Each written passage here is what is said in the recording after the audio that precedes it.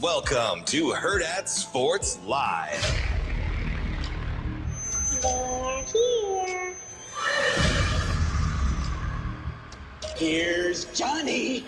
Rogers takes the ball at the 30. He's hit and got away. Back upfield to the 35, to the 40. He's to the 45. He's to the 50, to the 45, to the 40, to the 35, to the 20, to the 10. He's all the way home. Holy moly. Man, woman, and child did that. Put him in the eye. It's alive! It's alive! It's alive! It's alive! Oh, they don't have him yet. Look at Tommy Frazier. How many tackles can one man break? They mostly come at night. Mostly. Here's a hand up to Thunder, who gives it back to Mike Stokes. He's going to throw it. He's got a man. Yeah! 40. It is. Larry Cruz. 15, 10. That's 39. He knows what scares you. Trying to avoid the rush he does. He has a first down, bouncing off tacklers to the 45, here to the 40, here to the 35, 30, 20, 15, 10, 5, touchdown on the Abdullah. Hi, I'm Chucky. Wanna play?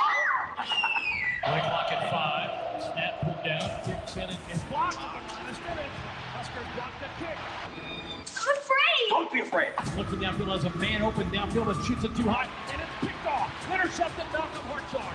10 up to the 14-yard line as Malcolm Hartzog down to the 19 as he goes and start the mashed potatoes dance. Huskers get a pick. Oh, just some scary movie. You like scary movies? Got to buck up, Buttercup. Yep. High end over end kick, short and returnable for Williams at the 6, outside the right hash to the 10, swerves left to the 15, 20, springs to the 25, 30 on the numbers, 35, Williams down the sideline of midfield, puts it up the tackle, 30, 25, 20, Williams all the way, touchdown, Huskers! From the 12, Viola out of the gun, single back left. The snap, off play action, lobs a fade near left side of the end zone for Hunter, twisting catch, Hunter's got it, touchdown Huskers! Snap, turn, handoff, Johnson over right guard, powers, fights, grinds, touchdown Huskers! All right, I can stay. Whoa, we're in surround sound here. It's almost like this is a media company. There's a lot going on. So can I take these off finally? No, we still need the microphone. I apologize in advance with Sasha here in front of me. I'll ask a lot of questions about needing permission, and it's all real. Yeah, no, it's a... So do I have to wear these, Sash? Yes. The microphone What's your name? Sash. No, my name is Damon Benning. Fudge, Shane, that was a pretty good open. That wasn't even good. Like this what we're on already? Well, listen, it's Halloween. I was trying to dress up as my hero, so I'm DB. I hope you don't think I'm going to be any better behaved because we have company. I certainly wouldn't be under that impression. So can I get a yes or no? Do I have to wear these now? DB. What? Do you know how microphones work? Forget it. I'm learning. It's fine. It's awful early, and I'm not in the mood. 7:04? 4. See, I made it 4 whole minutes. I was on my best behavior for our guests here at Hurrdat Sports Bar and Grill. You got it. Oh, those look fantastic. No disrespect to anybody else. She's one of my favorites. Hi, buddy. Who are you waving at? Look, see? It's my fave. It's a little early, but the answer at about 9 o'clock will be yes. Oh, I know what that is. It's bacon. He's Sure. baking them at night. Welcome into Hurrdat Sports Live, presented by Centrist Federal Credit Union. That's DB. I'm Ravi, Lulla here at Hurrdat Sports Bar and Grill. You can join us here until 10 a.m. Well, maybe a little 10:30. We're going to do a little extra time for the people that are here at the sports bar. Yeah, you don't have to. I mean, it was your idea, so you play off like you want to get out of here. You were like, "Hey, should we give the people something extra?" Tell the truth. Tell the truth. It was, "Hey, do you need to get out a little early?" No, why? What's up? No. Well, I was thinking. Hold on. If we're going to rewind it, you got to rewind it all the way back. That was the first rewind. No. That was pre-film. Yes, before that, though, you're like, hey, should we do a Q&A for people? I did say that. Yeah, you did. Yeah, well, damn the details. So we'll if you're here, stick around. We'll do a little Q&A and a little mini film session. Won't be filmed, won't be streamed, so you can only get it here at Hurrdat Sports Bar and Grill because that's the only way we won't get in trouble for it. What are we doing? What do you mean? What plays? Do we know? The ones I texted you. Was it over group? Nope, it was just to you. Oh, then I guarantee I didn't read it. Yeah, I know. Am I on ignore now? Did I fall out of the tree of trust? No, they need a tolerate button. Oh, King Miller. Got you. Yeah. And then the other one you told me to from Minnesota. It's all good. See, we got it. Let's go. I try and keep you up to date, DB. I really do. Who gets the credit with the Aquaman thing, Rico or Action Jackson? Which one? Oh, Rico. Well played. Big Aquaman guy.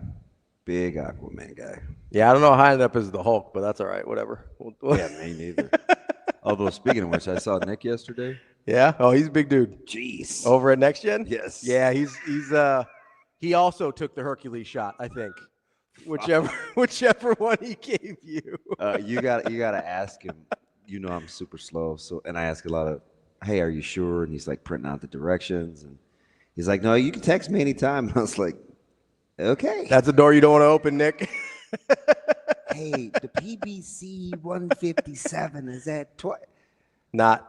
Yeah, I don't know. I just gonna do just start asking. Just send him pictures of knights and be like, "Is this Sir Morlin?"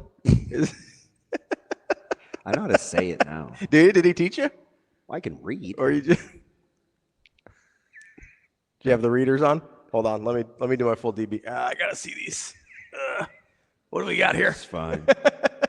I do want to see who else is out here working. I got my binoculars ready. Yeah, we got our brand good guys here. You know, Well we got some merch. Oh, I can show you here. We got our Michigan Lance shirts. Our See Ya, Have a Good Day, Love You shirts. Oh yeah, these are awesome. Yeah, we got those. We got See ya, have a good day, love you. We've got just some regular Hurrdat Sports Live shirts as well. Yeah, that. As well as we got some lovely hats up here too. You know, got lots of stuff you can get you ready for your blackout. That's a black shirt. You can wear that tomorrow, just so you know. Smells like food. Well, we are cooking. We're at a restaurant. I know. You want to get these? Yeah, let me see if I can help you out here. I'll fix them for you. Not a chance. Okay. Anything happened yesterday, or are we good? No, yeah, there's a couple things that happened. There's a extension for a football coach. Is that a big deal? Yes and no. No, actually, it is. It's a big deal. I mean, it's 2030, right? 2032. What? So the incentives kick in 30? I believe so. Yeah, that's the 2 extra years start in 30, and then I think the incentives kick in right away. The college football playoff ones. So anytime he makes the college football playoff, extra $1 million. Yeah, which seems fair to me. It's not. You know, the thing I think it's whether you're fiscally savvy or you want commitment or you want to play the long game or whatever. I think it's a pretty friendly deal. I agree. Right? Even the most staunch of, hey, there's no need to throw extra money. They really didn't. It's pretty performance based. Yeah, I mean honestly what they got was they got to reset his buyout if he leaves from $5 million to $15 million, which is about as high as it is in the country. Mm-hmm. So anybody that tries to poach Rhule has to pay the University of Nebraska $15 million. And then his base salary stays the exact same. And the only time he makes more money is if he makes the college football playoff. So Nebraska got added security for no extra money unless they make a college football playoff. That sounds like a win to me. Yeah, and the cool thing is, I think, and, you know, for the, you know, the House Rhules, and we can get into that because I knew about as much as the man on the moon going in, as you'll be able to attest to. I think the big thing was peace of mind for his family. I do. I think with his daughters and kind of what Bryant's went through and how hard I think they've worked to set this place up for the long haul. Because now I've been putting it all together about him just leaving these bird crumbs about the job, what they're doing behind the scenes, the money in the kitty, like the fiscal savvy, to wanting to bump up the collective. Like the whole time he's playing and positioning the long game, right? And I think a lot of it has to do with his daughters. You know, we talked We watched film for probably, I don't know, 20 minutes, maybe long enough for him to finish his food and not ask me if I wanted anything to eat. That's clear. You mean before you started recording? Yeah. Then we got to the point of kind of what he really wanted. Mm-hmm. You know, because it was kind of vague. Because you didn't know when you went down there, no, right? Like I told you, I was like, "Hey man, wish me luck." Like I don't. Was it a phone call or text? It was a text. So he texts you, and he's just like, "Hey, can you be down in Lincoln tomorrow morning?" Yeah, and then he's like, "I'll call you later with details." And that's when he called that night, and he didn't give me any more details. And I said, "And you know, like you could tell our relationship, yeah. right?" And I asked him, I said, "Well, why'd you call if you weren't going to tell me anything more than what's in the text?" And he goes, "Oh, I just wanted to see if you're watching Dodgers Jays." Yes, I am. That's kind of the relationship. Unfortunately, I was watching the Dodgers. He told a couple jokes about Julie doesn't really like baseball, but she stayed up the night before, you know, for 18 innings and how exciting it was. And so I didn't think much of it. And then I'm at practice, and he was pretty specific. You know, he's the times to be there, and he's like, "Hey, you can always come to practice too." But I don't like, you know, I want to be visible or present, but not visible. So I pulled way back this year. With how much you like around practice and stuff? Yeah, and it bugs me. I mean, don't get me wrong, but I think it's until people are established where I think they can be established, I don't want to be that guy, right? Yeah. So it's hard as a, you know, because I would have done it anyway, whether he was there or not. And now that he's there, I let that change my my vibe. So it was hard. Yeah, I know. So I'm mad at Caleb over that. But so when we talked about, he's like, "Hey, I'd like to make kind of an important announcement." You know, obviously you can read, you kind of hear it, and you know, he was really specific. He said, "Now we've got to hold it because there's just some details on the back end and." I've intimated, and I won't go into a ton of detail. This opportunity was kind of out there before. And the extension. And you said that, I didn't. Okay. And it didn't come to fruition. Sure. So I think he was a little gun shy, but he wanted to be prepared. So he wanted to get across the finish line before, you know, they jumped the gun on anything. Yeah. And so he said he would put it in the can and kind of rolled out this plan, but he wasn't afraid to kind of reference and almost look at as if he was somewhere in close proximity when we left his office that, "Hey, I've seen things like this go awry in the 11th hour before." And he's like, nudge, nudge, wink, wink, looking at Dannen. So it's like, is anything going to happen between the time I leave, right, and what happens? But I don't know if that was kind of. I mean, I just think when you've been here before and kind of had your legs cut out underneath you before, there was a little bit of paranoia to get to the finish line, and I thought it was interesting that the last person he wanted me to tell was you. So I know you think he likes you, but he's like, and until this thing gets signed. You know, the 11th hour makes me nervous. He said, "You better not say a goddamn word to Ravi." No, not to my credit. Did I say anything? You did not. Now, I'm not a moron, so I kind of put the pieces together. But well, I didn't tell you what I did until yesterday morning. No, you didn't. So what pieces did you put together? Okay, well, I mean, you know, obviously, even before. All I said was I did House Rhules. Oh, not from you. I was gonna say, no. I never said. Okay. Listen, I'm an investigator by trade, right? So, but you know, I'm not telling you anything. No, you don't. It's people think you tell me a lot. Well, I ask you sometimes. Yeah. Do you want to see? Yeah. Or do you want to know? Yeah. Sometimes you like to arm me with the facts. Sometimes you let me just dangle out in the wind. It's okay. Some people don't work like that. Can I just tell you something? What's that? Do you want to know how the line of questioning happened? During the podcast? podcast? Know how the sausage is made while you're eating the sausage? So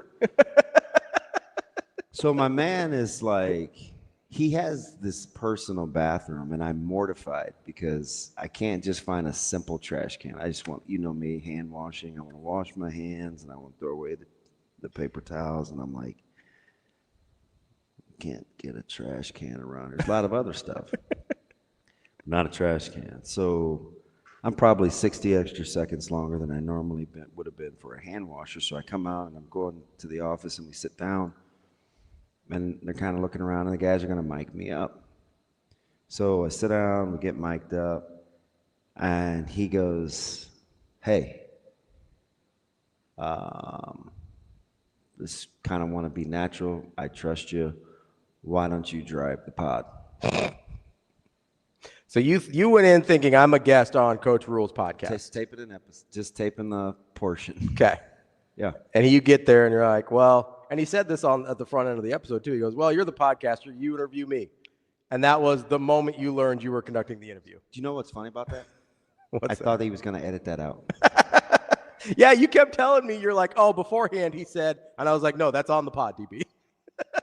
You did. You said that about 3 things yesterday. We talked for 57 minutes. The pod was 53. And he told the guys, he's like, "This is too long. We're going to have to chop it up."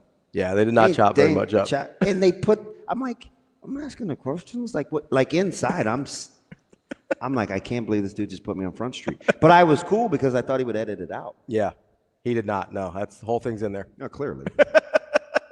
He's taking good care of you. Clearly. So, I mean, like, that's... So you go in, you don't know you're conducting the interview. You don't know what it's about, right? So you go in. At what point did he tell you, "Hey, this is about me announcing the extension"? Like, that's kind of the line of questioning I want to follow. Before he brought me in. Okay. But you were in Lincoln already. Yeah, I was sitting in the chair when he said it. So, like, right before they turned lights on. Yeah. And there's only 4 people in there. There's me, him, and the 2 phenoms. The techie people? Yeah. Their version of Austin and Rico? Yep. And one, I don't like Suave now because you told me not to. But the one, like, I rock with on the flights all the time. Like, he's my guy. Yeah. But I never really knew what he did. He's just around? Cooler than a fan. So he is like Austin and Rico. They're just around. We don't really know what they do. He's always like, "What's up, DB?" and this, that, and the other. And so he's like micing me up, and I go, "Are we still gonna do the hug thing, or is it not cool in here?" He goes, "No, we're cool." Dap it up. I never knew he was. So he's their content. This, I'm telling you, he's nice. Yeah. Yeah, just a pup too. Like, I don't know what that's like working at Hurrdat. He can't be very old. Bunch of 22-year-olds around there. I'm super embarrassed. Like, because you know me, I'm just going to shoot you straight. Yeah. I'm looking around. I'm like, I like this guy. I don't want to work for him. Like, what is it like to work for him? And he's like, he's right here. I was like, don't worry, I'll ask you when next flight. I'll ask you. Can you ask me later? Yeah. When my boss isn't looking at me? Yeah, hold that thought. Is he really? Can you imagine with him if content? Oh, yeah. Like, you talk about messaging, he wants to control it all. Like, that would be very stressful. Well, but I got the sense he kind of just let those guys cook. Yeah. That's one of the things I appreciate, though, how sometimes he comes across as like this super micromanager, and other times it's like, that's what I'm paying you for. Figure it out. Yeah, I think he wants to know everything that's going on, but it does seem like if he thinks you're good at your job, he's going to let you do your job. Yeah. Speaking of wanting to kind of control the message and everything, obviously that didn't go the way he wanted it to in terms of how the extension got out. I always find it super interesting because obviously you knew beforehand. Like, had you really wanted to, you could have reported that. That would have hurt the relationship, but like, you had the information.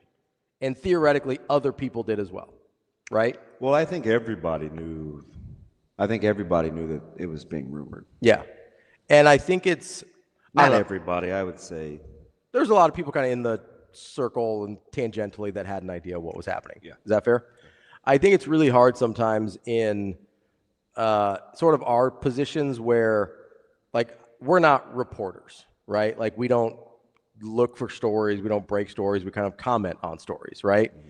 And it's a very strange dynamic because sometimes we get information that other people don't have, right? And we could very easily break that information or, try and break a story. And I do sometimes feel a conflict between what is our story to break and what isn't. Like, it's sort of a strange dynamic in the role we're in because I don't know how many people actually look at us and differentiate what we do from like what Sam does or from what Mitch does or from, I'm trying to think of more of just like a beat writer.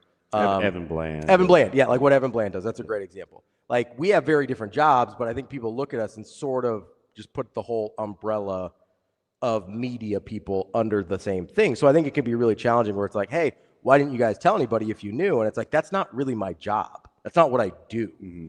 You know who would be interesting to talk to in that regard? Would be a guy like Sipple. Oh, because he's kind of done both. Right? He's gone from the print, like what you'd call a true journalism. And like a beat reporter. He started as a beat reporter for Nebraska. To kind of the online thing. But, I mean, I struggle with it all the time. And there's been times. Sometimes it works for me. Sometimes it doesn't. You know, people wanted to know more about, you know, Coach X or, you know, why didn't you say this? And I would always say it's not my job. Yeah. So I don't ever want to be the guy that has kind of this role in media without having to be a journalist and then critique when people are actually doing journalism. I'm not really qualified, in my opinion, to pass judgment. So even yesterday, I'm like calling around to friends, and it's like, how am I supposed to? Oh, man, I'm going to say this out. It's like, well, how am I supposed to feel about this? Right. Tell me what you think. Let me just collect some data. And then I call another person. Hey, tell me how you feel about this. And then once I got all the information, it's like, oh, I'm cool. I think everybody just took this thing way too seriously.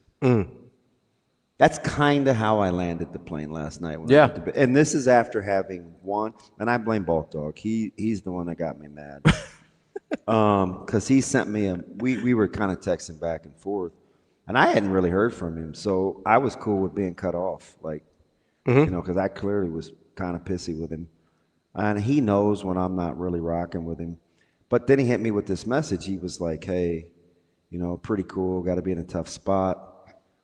And I didn't say much, right? Because I'm still like, did I go back to trusting or not? So I kept it brief. I was just like, yeah.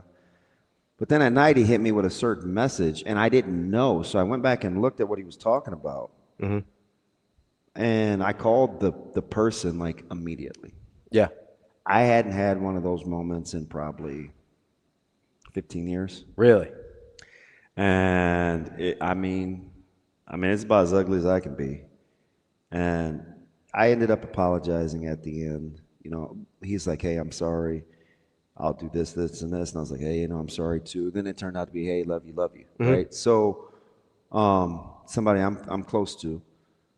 But I didn't like the vibe in terms of the stances. And in the local media and kind of how we cover this team across the state, I think it's a very fine line. This is a weird place to be. There's these components of wanting to be big city-esque and be a real, you know, not a flyover thing. Because this flyover thing, I think sometimes for people in that business really bugs people that do the business because they're good at what they do.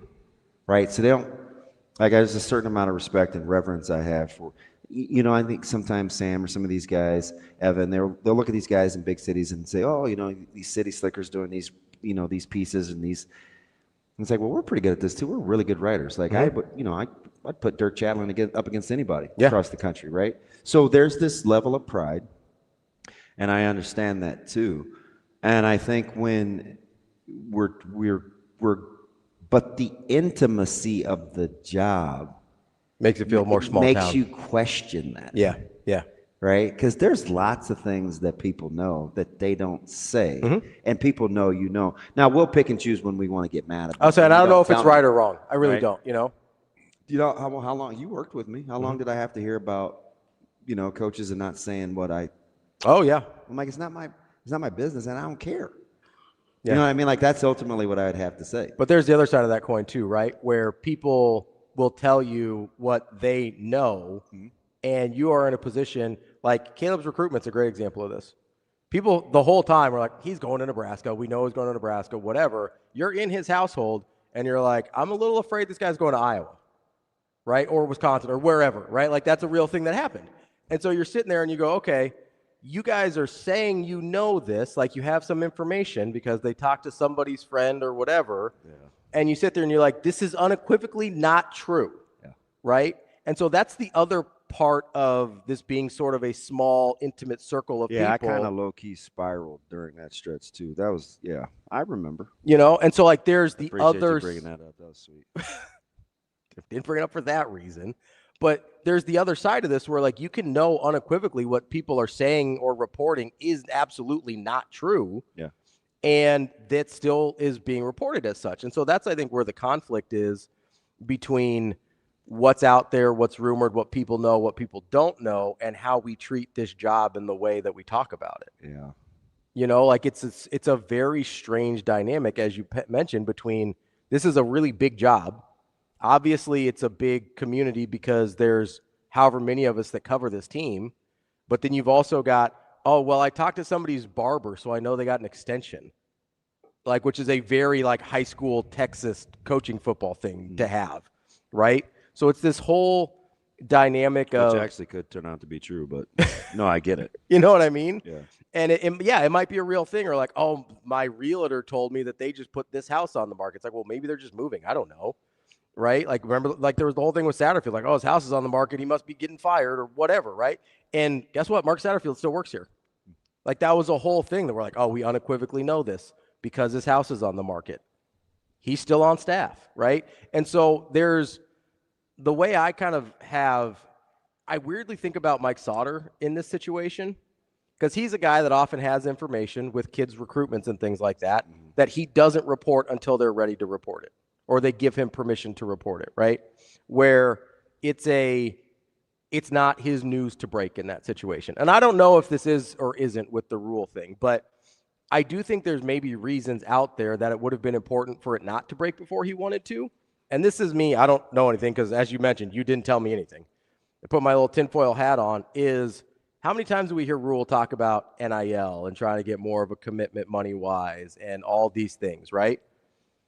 We talked about leverage in this situation in terms of not in a negative way, but this is an opportunity for him to try and get some of the things he feels like he needs to compete here at the highest level. So what if he was trying to get some of those things across the finish line and not necessarily the contract? And he goes, oh, no, I'm staying here. The extension is what it is. Like, that's happening eventually, but I got to get some of these other ducks in a row, whether it's NIL or whatever else that he felt like he needed to compete at the highest level, to go out and say, I don't want to sign this until those things are lined up. But if it starts getting reported it's already signed, you all of a sudden lose any bit of leverage you have in that situation. Yeah, and I don't want to be that kind of belabor the point. I think we kind of live and we learn. I understand why. I mean, like, if I just take truth serum, like, I understand why Coach Rhule said what he said yesterday in the presser, and I also understand why, my buddy did what he did. Yeah. Right. So, like, I get, and I don't want to get in so the judgment business of that is tough. It is. It really is. It is, which is why I ask a lot of other people, and I see what happens. Now, here's the beautiful thing. When you look at the stability, because I'll tell you what he's going to do. Okay. This is what I think he's going to do. Sure. The whole theme this week, again, how the sausage is made, the whole blackout theme is bigger than we're just making it black, right? Like, it's not. One of the reasons everybody's in on this is because he's used this stretch not only for his staff and his family and his teammates to use this as a time of teaching where you come out of issues that are a little dark, a little hazy, a little gray, and you use it to flourish and prosper, kind of this blackout thing, right? Contrary to popular belief, not all bad guys wear, I know you're going to say are black, wear black. No, I would never. I know, because you have a friend. Which, by the way, are you a civilian today? Thank the Lord. You can live another day. So there's this growth opportunity for dark times. Yeah. He'll use his exact ups and downs and highs and lows of yesterday to motivate to use it as an example for his staff and his team. Like, he's never going to pass up the opportunity, even when he's emotional, or maybe would go back and get something, or maybe he would. I don't know. You never know, like, where his conviction is. He'll use whatever happens in the ebb and flows of he may say something like, hey, everybody's got a plan. Sometimes the plan isn't well executed, and then you're disappointed, but then it's, what do you do next? Like, he could easily use how he felt yesterday, because it was super emotional for him. Yeah. Right? I think he wanted it to be a big day for Viv and Leona, and in particular Bryant. And to celebrate yesterday morning, it's fine, right? It didn't go the way that everybody wanted it to, but he's going to ask himself, what's next? So that's the cool thing. The other thing is his team. I mean, would you rather – I think they had some sort of inkling about what he was saying, but until it actually happened, they don't know. You know, it's like, well, I know this is what he's saying, but such and such and such and such told me that this is what happened in Baylor, or such and such and such and such told me that this is what happened in Charlotte. And you just never know. So, man, can we just say that we got this done and everybody do what they do? I say all this to say the only thing that I think has anything to do with USC is the fact he will use this week as kind of another data point on what Saturday means. I'm telling you, he'll make this about some celebration of family, culmination of coming together, maybe things not going as smoothly as you wanted to, but hanging in there. He'll do something with this staff, because that's what he's been on. He's been on the staff all week about it. Yeah. Right? Like, everybody's got to kind of share these times that they're going through that are of triumph that weren't real positive moments. Right? That's why he tells the story of potentially losing Bryant, right? Sure. Yeah. Or, you know, Julie being in ICU for 16 days or whatever, right? And how he turned one of the worst days, arguably the worst day in his life, to the best day in his life when he celebrates Bryant's 21st birthday last week. Like, the team and the culture that he's building is thriving off of that real life stuff. Like, number one, is what I'm going through that bad? Sure. Perspective. And number two is, even if it is, you still have a chance, right? Whatever you think, you're probably right. Sure. So yeah, if you don't think you have a chance, you're probably right. Yeah, that's the beautiful thing. I think they're ready to roll. And I don't know, Vegas is weirding me out. Like, the line keeps coming down. It's been bouncing a little bit. Where we're at now? I don't know. I'm checking right now. I saw some 4.5s this morning. Yeah, I've got it at exactly. I've got it at 4.5 now. Yeah, it's come, which is weird. And I'm not saying the public knows, but it appears quite a bit of sharp money is coming in early. Now, we'll see where the line ends up, but I tell you who couldn't care less, and that's the football team. Sure. I told you, I watched 9 on 7 yesterday, or Wednesday or whatever, and it's 38 degrees, and for me, I'm old, right? if I'm coaching, it's different. Like, I couldn't care less. I've worn some stupid outfits in Lincoln, in the state championship with shorts. Yeah. Because somebody I know told me about deodorant, which got put on the legs. Yeah, neither here nor there. And I'm watching these guys and the fitting and how you want to run coverage. And I finally talked to Caleb last night. He, like, this is my kid, right? We're super close. All he said was House Rhules fire emoji. Can you call me? Like, I just saw you the other day. We didn't talk. You waved from afar. I said I would wait for you. I never saw you. I hadn't talked to you in 2 days. You text my wife like it's going out of style. Can you call me? He comes to the house, drops something off, drives away. I told you that story. You told it on air. Oh. Sometimes I just feel like we're talking. Yeah, dude drops a sweatshirt off with a stain over the railing and doesn't come in the house. I'm like, are we better than that? But I asked him, about. So I called. Yeah. I was like, are we really doing this? I know you got to go to bed. It's 9:50. We were just talking about coverages and passing it off and fitting in the run game and what SC likes to do. And I'm telling you, with the Michael Rose Ivies in the world and talking and the breakdowns, like, they're accurate. Like, if you kind of want to get a good sense of if guys that are coaching and playing see the same things that we're telling you, he's like, look, man, you're going to get a ton of screens, 10 to 15. You got to split the RPO. You got to take away the inside zone. You got to at least stop the run. Everything looks the same. You got to play count. I'm like, oh, man, at least I know you know, right? And they're smarter than we are. Yeah. Well, he's not, but you think the coaches. It's just a relief to know, like, when it comes to preparation and whether they're distracted or they're not distracted, like the game plan. Yeah, they're on It looks good. Now, listen, you got to play. Got to execute it. But it won't be because they don't know. Yeah. I mean, it was beautiful.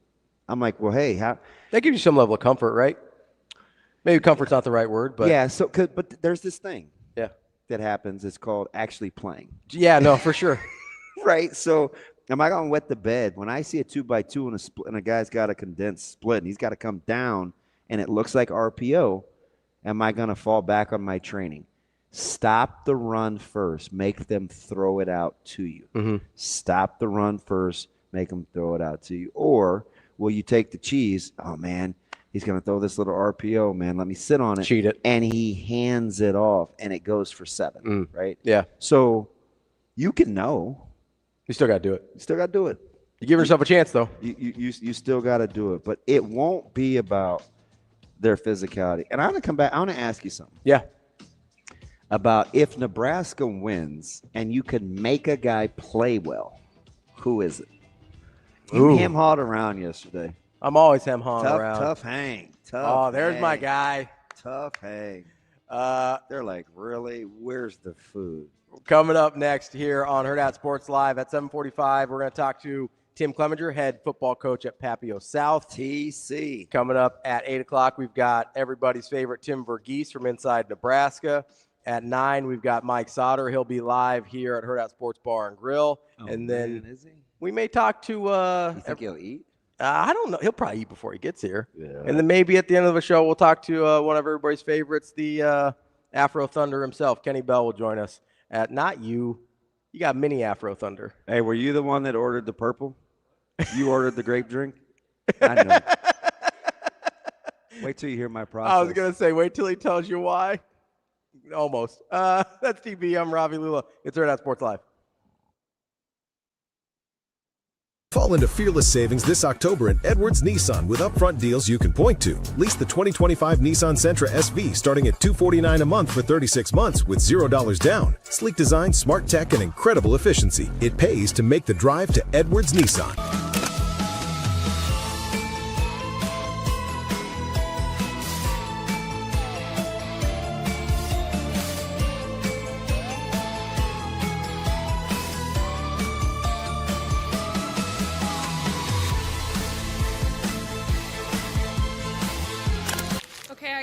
DBK, got to give a shout out to Kelsey Fiend, Lexi, you got to, and the Stivvy Slide, you got to go with Stiverins. I mean, Jordan Larson, of course, classic.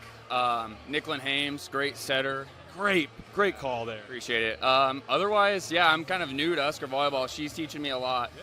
So I'd have to say Lexi Rodriguez, she was a stud here. And then shout out to Merritt Beeson, the captain last year. Absolutely. Great calls, guys. All right.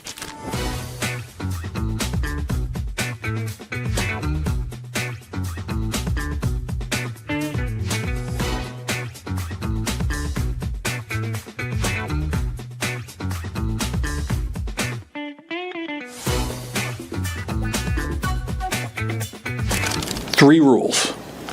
Number one, take care of somebody, compensate them for what you believe they're worth before you have to. So that's why you're proactive. Number two, when you have what you think is a great coach, you have two obligations. Number one is to compensate them at what is the market for your expectations for where the program should be. And then number two, put them in a position to succeed. The money's there any place, but not every place can you be in a position to succeed. You know, his desire is the same as my desire. Let's compete for and ultimately win a national championship again. How do we make sure this place can be that, while making sure he's compensated at the market of what the expectations for our competitive success should be.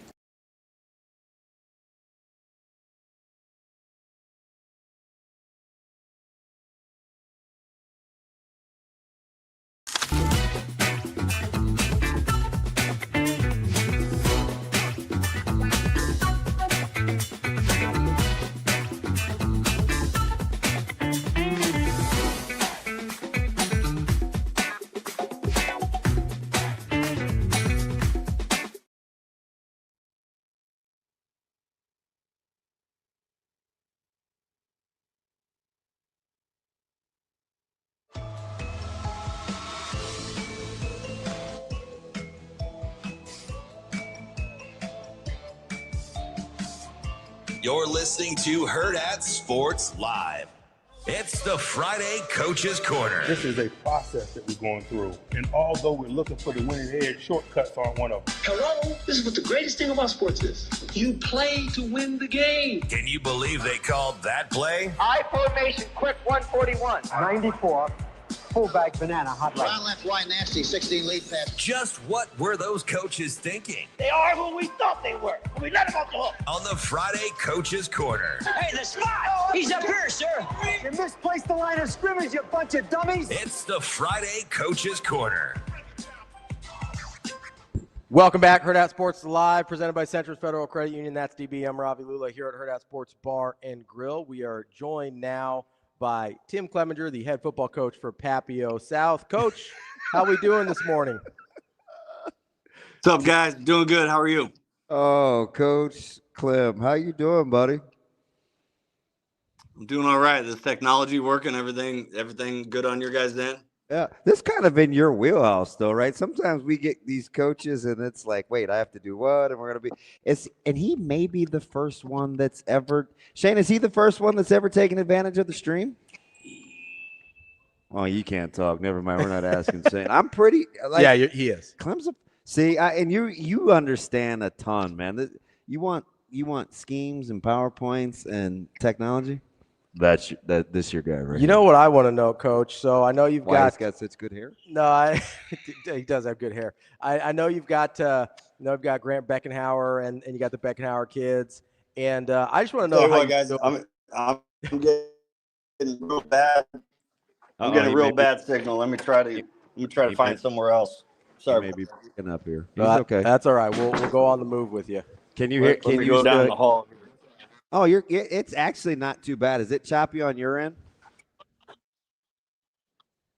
It was real bad. All right, this is better. All right, here we go. Coach, go ahead. You can get the. All right, go ahead. All right. I was just going to ask you. You got that nice football player, Grant Beckenhauer. I just want to know how you deal with his dad. That guy's a handful. Did you used to coach him or with him? No, so he was an older class at NCC, so I've known Scott forever, but that was just a little joke there. I don't think he can hear us still. Coach, can you hear us okay? Honestly, you're breaking up again. I can't hear anything. I'm going to take it outside if you guys are okay with that. Sorry about that. Yeah. We're cool. We're totally cool with that. I didn't know you knew Scott. Oh yeah, he's an NCC alum. You good, Coach? I'm getting there. I'm just going to go outside. We might run into some of the student body here. You're live on Hurrdat Sports.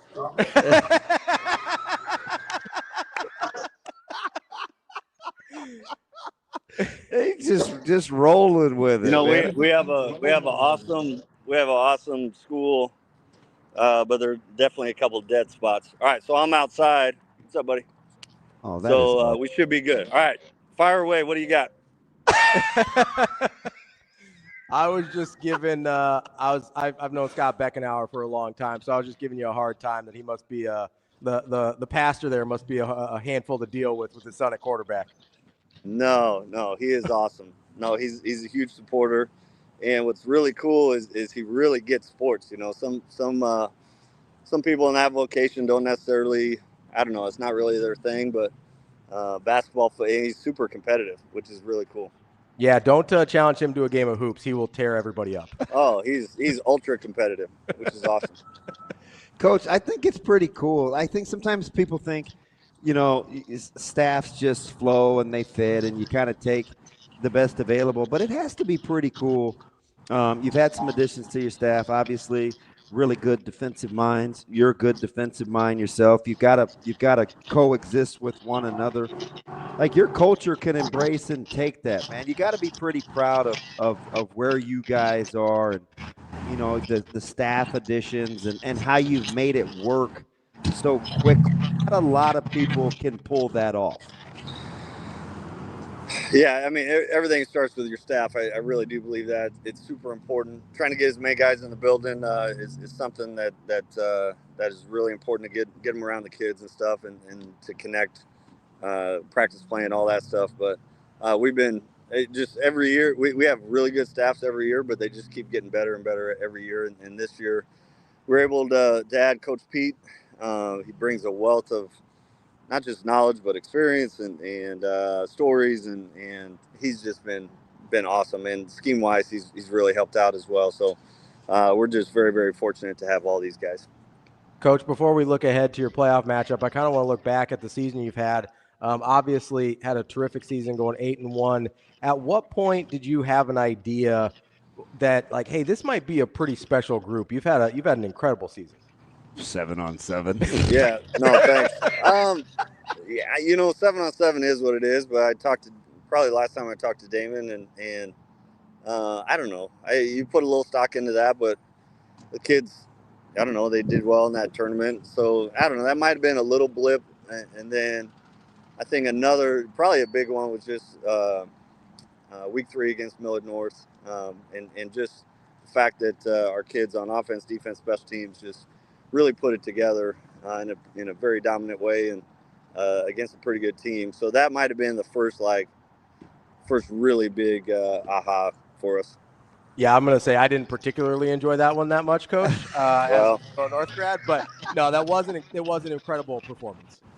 We appreciate it. So you kind of get a personality of your team, and there's no real time frame on when you know it. When did you feel like you had a pretty competitive team? I think that might be the most underappreciated quality you guys have, because you can't always see it. It seems like a real competitive group. Yeah, so a lot of teams will do preseason camps, and last couple of years we've gone down to University of Nebraska's team camp right early June. And it was us, Creighton Prep, Elkhorn South, Columbus, Lakeview, a couple other schools, and it's a really good team camp. And, you do some scrimmaging, you do some 11-on-11 stuff, and I think it was there. Our kids, we didn't really have to, really get them fired up too much. They did it on their own, and they wanted, every piece of prep and Elkhorn South, and they're fired up. So right then and there, it was a little bit, hey, these guys are a little different this year, I think. Coach, as you look ahead to tonight's game against Lincoln North Star, how do you like where your team's at, not just from a physical standpoint, but mentally prepared to head into the playoffs? We've had a good week of practice. I don't think we're overlooking these guys at all. At the same time, I think we have a good confidence. It's always finding that balance. You don't want them too, too overconfident and looking ahead. At the same time, you don't want them to play scared. So I think we've had the word of the week for the captains. Every week they pick the word of the week, and they picked business this week. So they want to handle their business, and they've taken a business-like approach to this thing where we just got to show up, get it done. They're a good team, and we're going to have to play well for 4 quarters to have success. Coach, I'd be remiss. I got to give you an opportunity to talk about your administrative staff. I've talked about them for years. A lot of good people over there that I know. That I think sometimes we underestimate the missing component of administration support, and how it has to run hand in hand with athletics. Man, how good has it been with your admin team over there with the Titans? I always tell people that for our sport, if the head principal, if the AD, and if the head football coach are on the same page and pushing in the same direction, then you have a shot. You have a shot to improve every year, and I think that's all we're looking to do. That's all we're asking, and I think if any one of those pieces breaks down, and or if there's some tension or something there, then I don't know if you're going to reach as high level as you can. So that's what we're always going for. We're trying to, all three of us, be on the same page and try to get better every year. Mm-hmm. Coach, from the beginning of the year to now, where is the place on your team that you've seen the most growth? It's a good question. Most growth, I'd say, I mean, there's a bunch, but I'd say at our corner spot, going into the season, we didn't necessarily know what we had. We graduated 2 kids who wouldn't played college football. So the kids that were coming in, sort of some question marks, and they played really, really well. I'd say another area, obviously running back, losing one of the best backs in the state early in the season, week 4. And you just never know. You never know who's going to step in or how they're going to do. And the kids that have stepped in have done a really good job. Coach, I'll get you out of here on this. When you guys can play a couple of different styles, when you're playing well, what does it look like for you? Yeah. Offensively, it's completing passes. Our completion percentage is off the charts. We play 2 quarterbacks, and both their completion percentages are ridiculous. We're very fortunate there. So mixing the run and the pass. These are cliche answers, but like playing good defense and stopping the run, not allowing explosive plays. And then our special teams, we've had probably the best year that we've had special teams wise. Kids are they're completely bought in. They're playing hard, and we try to literally gain advantage in the special team area. And we try to get explosive plays and put people on their heels, special teams wise. So, as a coach, there's been times this year it's been pretty fun. You just sort of sit back and you just sort of watch it happen, and the kids are out there making plays, and it's pretty fun. That is Coach Tim Clemenger of Papillion-La Vista South. Coach, best of luck tonight and throughout the playoffs, and I'm sure we'll talk again soon. Looking good, all Coach. Right. Best Appreciate it. Yep, let's get all these kids into school on time. Some of them are straggling in.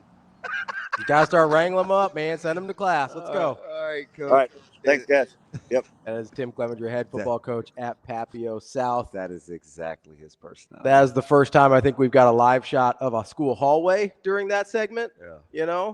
It did kind of look like Hurrdat Sports Live Blair Witch Project for a second there with kind of the shaky cam, but we're all right. Yeah, he's big into technology. I'm glad he stayed with it. I appreciate that. No, we appreciate Coach joining us for that as well. We also appreciate everybody that's been out here to join us as well. We've got our friends at Omaha Steaks out here. This is for you. We got our friends from Omaha Steaks out here. They've got a great prize pack worth over $200 that you can come register to win. Have to be present to win that as well. And then Hurrdat Sports will also be with Omaha Steaks tomorrow at their tailgate, part of the Team Jack Foundation and Omaha Steaks get together before the game. Make sure you come out, hang out with us, hang out with the crew from Omaha Steaks and from Team Jack Foundation. But first and foremost, get down here, try and win you a prize pack from Omaha Steaks. I don't think DB's eligible to win, but I'm sure he's going to try get some free meat out of meat, this. Right? Action Jackson Hunter has a comment in the stream for you. He would be shocked to know what you came over here and told us. He says, not sure how many of you guys care about 8-man football. I famously do. Very real football. But Lee School Board, a couple of segments you had. But Lee School Board of Directors voted last night to end the sports co-op they had with Clarkson. Yeah, we were talking about that before the show with Austin here. Before he even said good morning. And we were like, hey, Austin, Shane's playing the music. We got to go. I know you're a small town ball guy, but we gotta get this going. Just good to see you here, man, in the morning. Who knows? You never know where he's swerving. Yeah, what pillow his head was going to be rested on. That is. We've got. So I asked our folks out in Nebraska City. Oh yeah. Yesterday about and I said defense, and I'll stay with defense here first. Okay. If you knew Nebraska was going to win, and you could make a guy play well that you think is integral in winning, who would you take? Listen, let me just ask this exercise. All right. What position group do you think led the voting? Defensive line. Incorrect. Really? What position group do you think led the voting? Well, I've only got 2 left. Linebackers. Incorrect. Multiple votes for Sierra Wright. Okay. Multiple votes for Deshaun Singleton. I can definitely see the argument for both those guys. Next, do you know who was the next closest? Ooh, Riley Van Poppel. He was the only defensive line vote. Yeah, that's not where I was going to go. Javen Wright had the next most votes. Really? Yep. Does that surprise you? Yes. If Nebraska's going to win tomorrow, who are you taking? Williams-Nwaneri. Pass rush or stopping the run? Both. I think if he can effectively get to Maeva, and we've seen this every once in a while, he gets a little too vertical, doesn't keep contained the way we want him to. If he's able to do both of those things, I think we are in very, very good shape. Dude, I seriously need that vest. Oh, that's great. Look at that thing. I haven't seen the red one. That looks like a Coach Rhule special. I'm rocking that thing. I'm not going to ask for it, but I might. Well, it looks about the size you normally wear. Hey, can I get that? Severe would be so mad at me. Stop asking people for their clothes. That's Hurrdat Sports Live. We'll be right back with our guy Tim VERGHESE here at Hurrdat Sports Bar Grill. The Kia Fall Savings Event is on at Edwards Kia. Fall into fearless savings with upfront deals on your favorite models. Lease a 2025 Kia Soul LX starting at $189 per month for 24 months with $2,000 due at signing. Style, efficiency, and a price that moves you. Smart looks, fearless savings. Or lease the 2025 Kia Carnival EX starting at $389 per month for 24 months with $2,000 due at signing. Comfort and tech made for every family adventure. Hurry, the Kia Fall Savings Event ends November 3rd at Edwards Kia.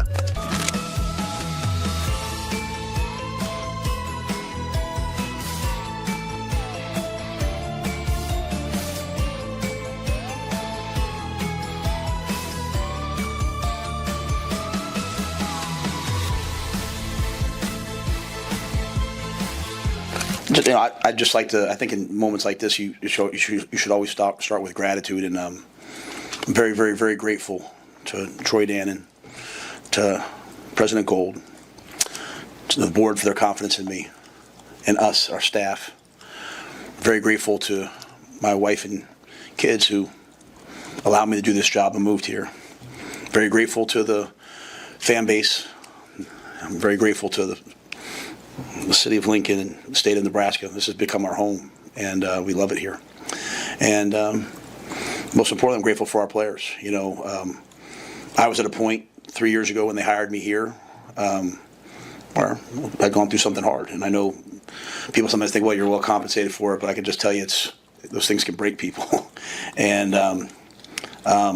you know, I've rediscovered my love of this game and coaching and all that with these guys that are here. And so, you know, as this process went on, I think I was really honest with you guys the first day. We've wanted to be here and we expect to be here for a long time. And we have much, much, much more to do. And we're not pleased with where we are, but we are pleased with the direction we're headed. And I think that's hopefully a message that we can send to all of the recruits, all the players, that this is the place to be. And we want to be here.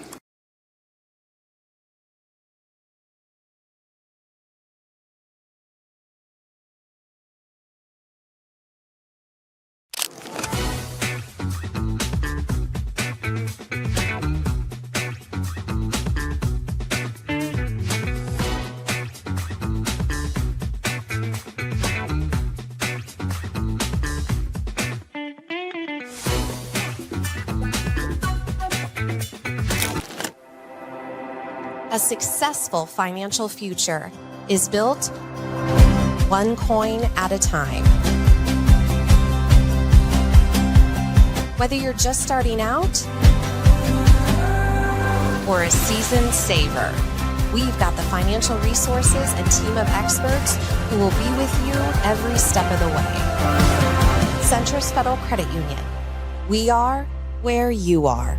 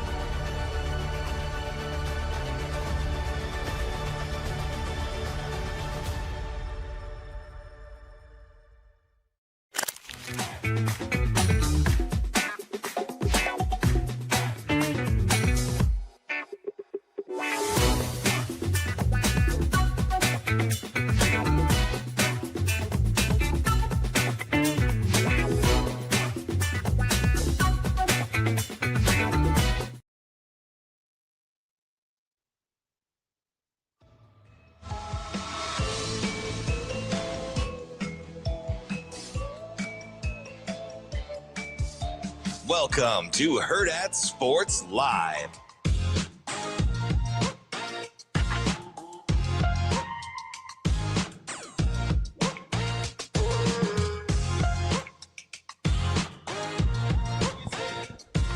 Welcome back, Hurrdat Sports Live, presented by Central Federal Credit Union. DB's making his way through the crowd, so I don't really know what's going to happen here. But we do have our guy, Tim VERGHESE, joining us from inside Nebraska. TV, what's going on, buddy? Hey, how's it going? Y'all hear me okay? Yeah, we got you here. DB will be joining us here in a second whenever he decides he wants to come back. There he is. You didn't come down and hang out with us this morning, TV? No, I couldn't make the trip. My fault. How we doing, bud? Hey, not bad, not bad. How about you? I'm good. Which one of these two people on stage is the most important this weekend? Is it Mrs. Rhule or is it Lincoln Riley? Oh, man. Are we ready for this recruiting weekend? Yeah, I think so. Yeah, should be a scene. Yeah, just kind of looking forward to. I mean, big opportunity in 27. I think. I mean, again, I know 28's a ways away, but I think people should take note of the type of talent Nebraska's gotten on campus in the 28 cycle, not just this weekend, but all season long.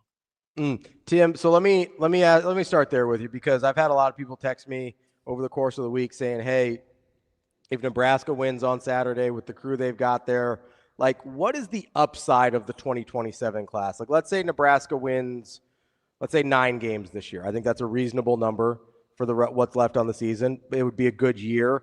If Nebraska has that kind of momentum heading into next year, like, what's the ceiling on this 2027 class for them? Yeah, I mean, they're in top 5 territory already, and you kind of have an opportunity to potentially finish and really push for a top 5 class. I mean, and it takes a lot of things working together. I mean, I think, again, a win on Saturday is big. Like, I've said this before, and I'll say it again. Like, again, you can have a positive, and I think Nebraska is going to be capable of having a positive recruiting weekend this weekend without winning on Saturday. But a win in that type of environment over a ranked opponent, it is just the way I put it on our board is you have an opportunity to turn some of the marginal progress the staff has made over the last 3 years into sizable gains over the next 6 months on the recruiting trail, on the field. Like, I mean, again, like, a win is obviously constant confidence booster for a lot of guys in the building, but outside the building, a lot of these recruits, like, they're waiting to see, okay, can Nebraska win these type of games? You're looking at this weekend specifically. You have a couple mutual USC Nebraska targets, including Miles Smith, the number 2 defensive lineman in the country in the 27th cycle out of Inglewood. Elijah Harmon, 4-star defensive lineman out of Inglewood. Aaron Washington, 4-star cornerback out of Mater Dei High School out there in Santa Ana. Jalen Hill, 4-star cornerback out of St. John Bosco. These are guys that Nebraska is going to have to beat USC for in their recruitment. And a win on Saturday would go a long ways in showing them that, hey, you can come play big-time football away from home, and we can still bring you back closer to home to play at UCLA, at Washington, at Oregon, at USC, however that works. But you can stay in the Big Ten, and you can still and you can go further from home, but still have an opportunity to come up, play in the West Coast, and win football games. It's interesting. With a recruiting weekend like this and the amount of folks that we've got coming in, it's Coach Rhule's philosophy. He's an all hands on deck guy to make sure that everybody establishes relationships with everybody. How important is it, or how under the radar is it that you see guys that maybe the media and the fan base don't think, well, they're super integral in recruiting, but have really good relationships with multiple recruits across the board? Guys like EJ Barthel, or it might not be a running back, but EJ could have a really good relationship, or Coach Satterfield, where it may or may not be a tight end, but he's established a really good relationship in that area, like Murfreesboro or wherever, right, where they're not the lead guys, but they're guys that are integral. How important is the total team effort for Nebraska? Yeah, I had this conversation with someone this week too of like, okay, Bartel is one of those where like I don't think the average fan realizes how much work he does, how much relationship building he does on the recruiting side of things. And he's a guy that's gotten some flack, and even on our board, other boards, it's been like, hey, why does this guy still have a job? It's like, do you want Trey Taylor to come here? Do you want Claude Puma to come here? Like, those guys aren't coming here without EJ Bartel's efforts. You know what I mean? Like, those guys aren't coming here if EJ Bartel isn't on staff. Like, he's the one that did the legwork for Nebraska early on to get them in the door. And then it's various members of the staff and others that have done the work to help get Nebraska over the top. But Bartel's super involved there. We're super involved in Nebraska's push into St. Louis. Has been super involved in Nebraska's push into Carolinas, which is a really big effort from the staff right now. They're trying to, kind of plant themselves and really work themselves into some of the top talent in South Carolina, North Carolina. Bartel's a huge role in that. I talked to someone this week about, hey, like Ed Foley caught a lot of flack last year. You want to recruit the state of Nebraska right now? You want to be able to keep those relationships going. Foley needs to be on staff, and he's on staff for that reason, because he does a good job of building relationships, does a good job of maintaining with everybody. Same thing with Marcus Satterfield at tight ends coach. Like, yeah, like he's a guy that, again, gets some flack because of the paycheck. If I was like, oh yeah, he's the highest paid tight ends coach. Like, again, he's got Luke Sorensen committed, who is one of the top tight ends in the country. He has Nebraska in the mix for Ahmad Hudson. Like, if you ask Ahmad Hudson about why he's considering Nebraska, among the 5 things he'll mention is Marcus Satterfield. Like, straight up the name Marcus Satterfield. Like, the development, like the first time he was on campus, he watched film Marcus Satterfield. He was like, I learned so much more about myself in that one meeting than, previous coaches, just sitting down with other coaches. Like, he's learned a lot from Marcus Satterfield, the tight ends coach. And I don't know what Satterfield, it looks like beyond this year, but, and Nebraska's, kind of setting themselves up for, hey, not really sure what beyond this year looks like, but there's a world where Marcus Satterfield is the tight ends coach here long term, and he's good at it. And and they do attract top recruits. Cooper Terwilliger, another 4-star tight end in the 27 class, loves Marcus Satterfield. So I think it's those 2 guys in particular that I don't think get their credit in what they do recruiting wise. I think Foley as well. Keith Williams, just because, again, people see director player personnel, they figure he's got his hands in a lot of different things. Every recruit talks about Keith Williams. Like, every recruit deals with Keith Williams to some extent and has to have that relationship. And Keith does a really good job. Okay, hey, like, anything can happen any coaching cycle. We need to make sure we have multiple relationships and stuff. Hey, I'm a Nebraska guy. I'm not going anywhere. I'm going to make sure that's me. Like, I'm the guy that's got the relationship with all of these guys. And I think to round out this conversation, I think another one just worth mentioning is Rob Dvorak, just because I don't think he's gotten his credit as a recruiter, and specifically what he's done in the region in Kansas, in Missouri, beyond that, like what he does with his guys and his ability to keep Nebraska in the mix for guys. Like, quietly, he's kept tabs on guys and does a really good job of making sure Nebraska is well positioned to strike when a guy becomes available in his region at his position. I think Dvorak does a really good job too. Tim, I know that a lot of the focus has been on 2027, but it seems like anecdotally, as I'm following you on Twitter and kind of the reporting you're doing, that Nebraska's gotten a little bit more aggressive to close out this 2026 class as well. What are you seeing there?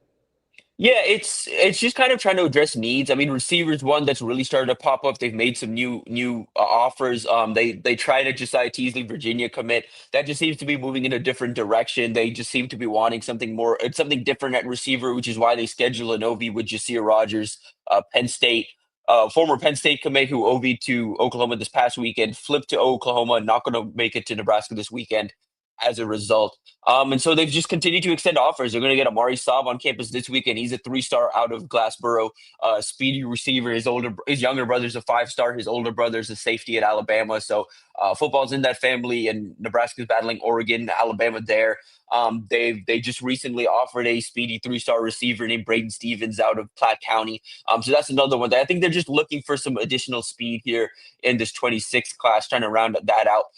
They've kept their eyes open for a 5th offensive lineman. I don't think that's ultimately going to happen unless the right one becomes available late down the stretch.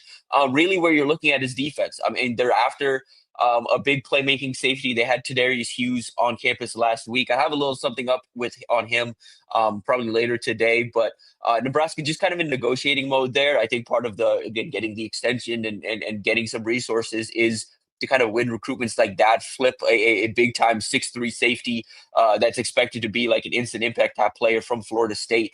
Nebraska's pushing there. Pushing at linebacker as well, either an edge, like a true jack guy, or an inside linebacker. They have a few offers out there. They made a new offer this week to Marcus Jennings, Pitt commit out of Detroit, Cass Tech, powerhouse program out there. They made a new offer last week out to St. Xavier's linebacker, Aiden Reeder. He's committed to Wisconsin, I believe. Wisconsin, yeah, and he's visiting Michigan this week. So Nebraska's working at linebacker, working at edge. They've kept their eyes open for D-line commit. They don't have a D-line commit yet. I'd expect them to get someone on campus here in the next few weeks. Again, they have that bye available. I think people forget that too.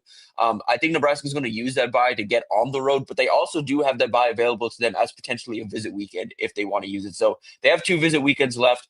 They're doing their due diligence, and I mean, you guys already know, like, this coaching carousel is already crazy, about to get crazier. There's just going to be guys that become available that this staff doesn't realize, or people just don't realize are going to become available late in the cycle because the head coach they're planning to sign to is off and running for a different job. TV, let me ask you something. Excuse me. From a depth standpoint, where do you think Nebraska feels or is at the wide receiver spot? What they think they have, what they think they will be versus what they're going to need to be. Where do you think you're at with the wide receiver room? Yeah, I think it's been an evolved conversation. Like, going into the year, I think the expectation and idea was, okay, with Isaiah specifically and Barney, it's like, okay, well, Dane's here for this year. He's wide receiver 1, but we're really developing for next year, and then the guys around him. But I think everyone's come along a bit faster.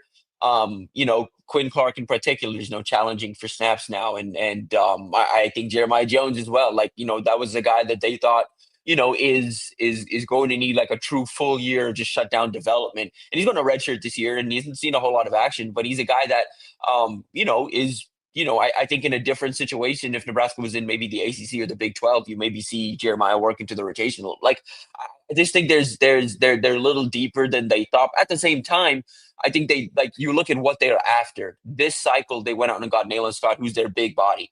And they really haven't pursued a whole lot of big bodies outside that. Larry Miles is a true slot receiver. Whoever they're after here, Amari Saab, or if it's Braden Stevens, those guys are true like slot type guys. I think they're looking for more explosion in the room. I think they feel they lack maybe that out of the slot because behind Barney right now, it's a little unproven. It's Demetrius Bell, who is battled through injury. It's it's just kind of younger guys on the roster. Sean Singleton's little brother. So I think they just want more slot depth. They want more like kind of tiny explosive. It's a staple of a Dana Holgerson offense and Da'Keil Short's wide receiver room is these tiny explosive guys that are right around 5'9" to 6 foot. They want a little more of those guys. I think they're looking for a third, whether that's an Amari Saab, whether that's a Braden Stevens, whether that's someone else who pops up on the radar late. They want that third receiver, but I think they're really comfortable with what they have. I think at outside right now, like Isaiah, Quinn Clark coming back next year, Cortez Mills, those I think they feel really good about the outside room. I think, and part of it's health, part of it's maybe hoping Demetrius Bell would be healthy and be able to work into the rotation at points this year, but he's had setbacks and things like that. Like, whatever it is, they just don't feel comfortable with the slot depth. If Nebraska's, is going to play the way that Coach Rhule wants them to play, who do you think they have to neutralize more out of these two, Jacoby Lane or Lucas, Anthony Lucas at the defensive end spot. Oh, okay. I thought you were going to go a different direction with that question, but that's okay.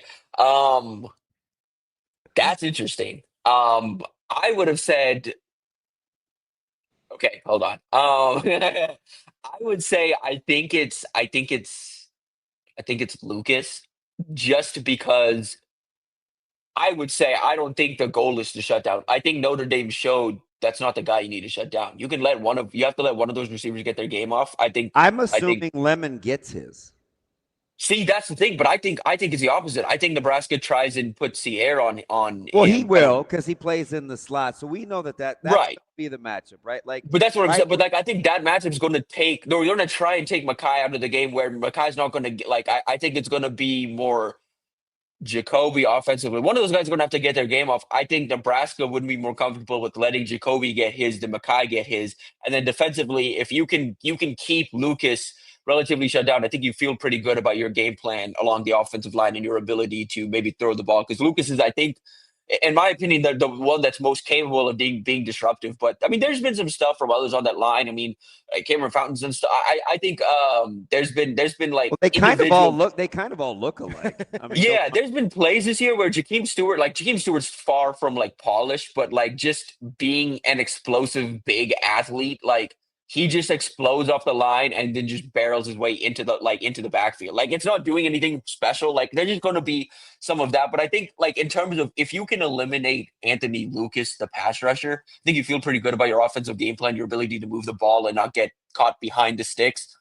I think if you eliminate Jacoby Lane, it's still like, okay, well, Makai Lemon still got 125 receiving yards. You know what I mean? Like, that's why I think that's the give and take. And I don't think it's about yards necessarily with those two either. It's about bottling the explosive plays. And that's where, like, again, with Lane, I think those explosives are going to be there no matter what. And I think you just kind of have to live with that and hope you're not getting beat deep when your best corner's on their best receiver, which is Lemon. I want to get to SC secondary.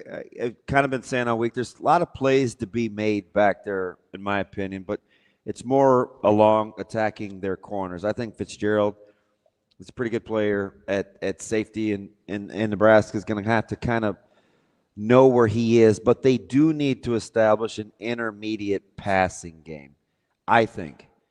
Is that done via the slot with guys like Barney, or is this a game where you think you see tight ends reemerge to kind of neutralize the play of Fitzgerald? See, I think it's tight end personally, but I think it's going to be Dana's going to assess how they match up, because I think those linebackers can be had. I don't think Fitzgerald and some of those safety, like Kamari Ramsey, either cannot. Like, I think if you're picking a matchup, you want to pick on the linebackers and the corners and not the safeties. And so that's what I go. I think it's just, again, based on flow of the game, and that's where I'd say Barney. Like, I think this has to be a game where you manufacture touches for Barney. Like, I just think in general, he hasn't gotten enough in this offense yet, and like, I just think this feels like a Barney game. But at the same time, Lindemeyer's been a safety blanket for a reason. This is one of those games where, when you look at USC's defense too, the way they play, like, and you look at the way Dylan's played, there's going to be a couple of those. I feel like there's going to be a couple of those. Dylan's kind of running around trying to find something. He works back to Luke Lindemeyer, who's wide open and can create like a chunk 15 play. Like, there's just some of that in the way USC's defense plays, the way Lindenmeyer plays, and the way I think Dylan's going to play against USC. Tim, as you kind of look at how you think Nebraska can win this game, in that scenario, how many touches does Emmett Johnson have? 20 plus. 22 plus. Do you care what the distribution is between carries and catches? No, I just think he needs to touch the ball. Yeah, I mean, for Nebraska to win, I think it needs to run through. They control the flow of the game. Emmett Johnson's getting the ball a whole lot, and like, I mean, that's why I'm saying north side of 22. I think, like, to win this game, Emmett's got to close out the game in the third and fourth quarter. Like, you got to kind of ride him in the running game or the short pass game. Fact or fiction? Nebraska runs the ball with attempts more than USC. Oh, that's a good question. I think fiction, only because I distrust. Okay, hold on. I say fiction only because, yeah, like, I'm saying fiction because I think Dana's more likely to turn this into like a pass happy contest than Lincoln is. Like Lincoln is like Lincoln majors encounter, you know, like he's going, like that's what he does. It's part of who he is. Like he's going, like again, he gets his thing, but like it's always going to be part of who he is. He's going to run that. I don't think there's a point on Saturday, even with the running back depth where it's at, where he's going to get away from that. Like there's not going to be a 3 and out from USC where they throw the ball 3 straight times, you know, like it's going to be a run mixed in. I think, but Dana, on the other hand, like I think, which is what we've seen from him and his tendencies this year, he wants to run the ball. I think they're going to pursue that balance. But if someone's going to turn this into a pass happy contest, it's going to be Dana Holgorsen, not Lincoln Riley. So you know, kind of getting some comments from our listeners. One of the ways Nebraska can neutralize edge pressures is with edge run game. Would you pick sweeps, screens, or duo to neutralize what SC does, according to how you think Coach Holgorsen thinks? Sweeps, screens, or duo? Oh, man. See, like, the way Coach Holgorsen thinks, I think it's screened. The way I think and the way I think, like, you know, like, I think duo gives Emmett more. Like, I think, like, gives him that, you know, like, I think that gives him some options. And I think at this point, you just kind of have to trust Emmett's vision and his ability to create positive yards. Like I could see duo, tight ends just hammering on these ends with duo. Yeah, like, especially, I mean, I think if it's, but like, well, I mean, what is, like, okay, how do we feel about some of the 6th O-line stuff now that Corcoran's playing tackle instead of? You know, a guy to watch maybe? Yeah. I don't know how they want to use him. This may be kind of an Ectornock, a third tight end that's played, that's kind of can be a hammer. I know it didn't look real clean against Maryland because of the stunts, but he's a bigger bodied tight end that I think they've won a maybe not him personally, but that position doing that with lead. That might be something that they do to kind of muck this game up.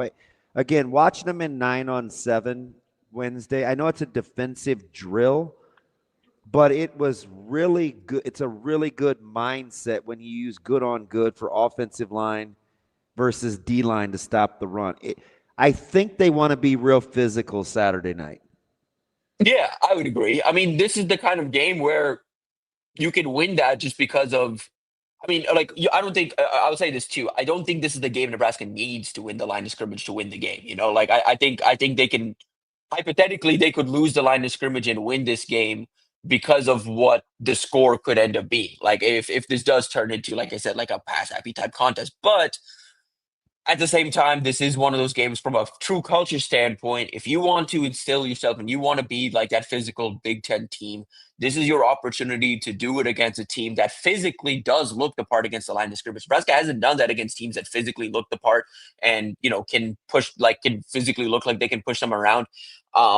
This week they do, but there's this, again, this just Lincoln Riley thing of, yeah, they're big, they're tough, but like, are they Big Ten tough? Are they can you drag him into deep water, and are they going to like tread water? You know, like, can they do that? I don't know yet. I don't think we see. Like, I think Notre Dame showed they can't really, but Notre Dame has the talent advantage. Nebraska, relatively, is going to be on par, if not at a talent disadvantage. It's obviously certain spots. So that's what I'm curious to see how Nebraska approaches it. How, like, obviously, I think they want to play physical. That you want to muck this up in the cold weather. That's the best chance you have at winning this.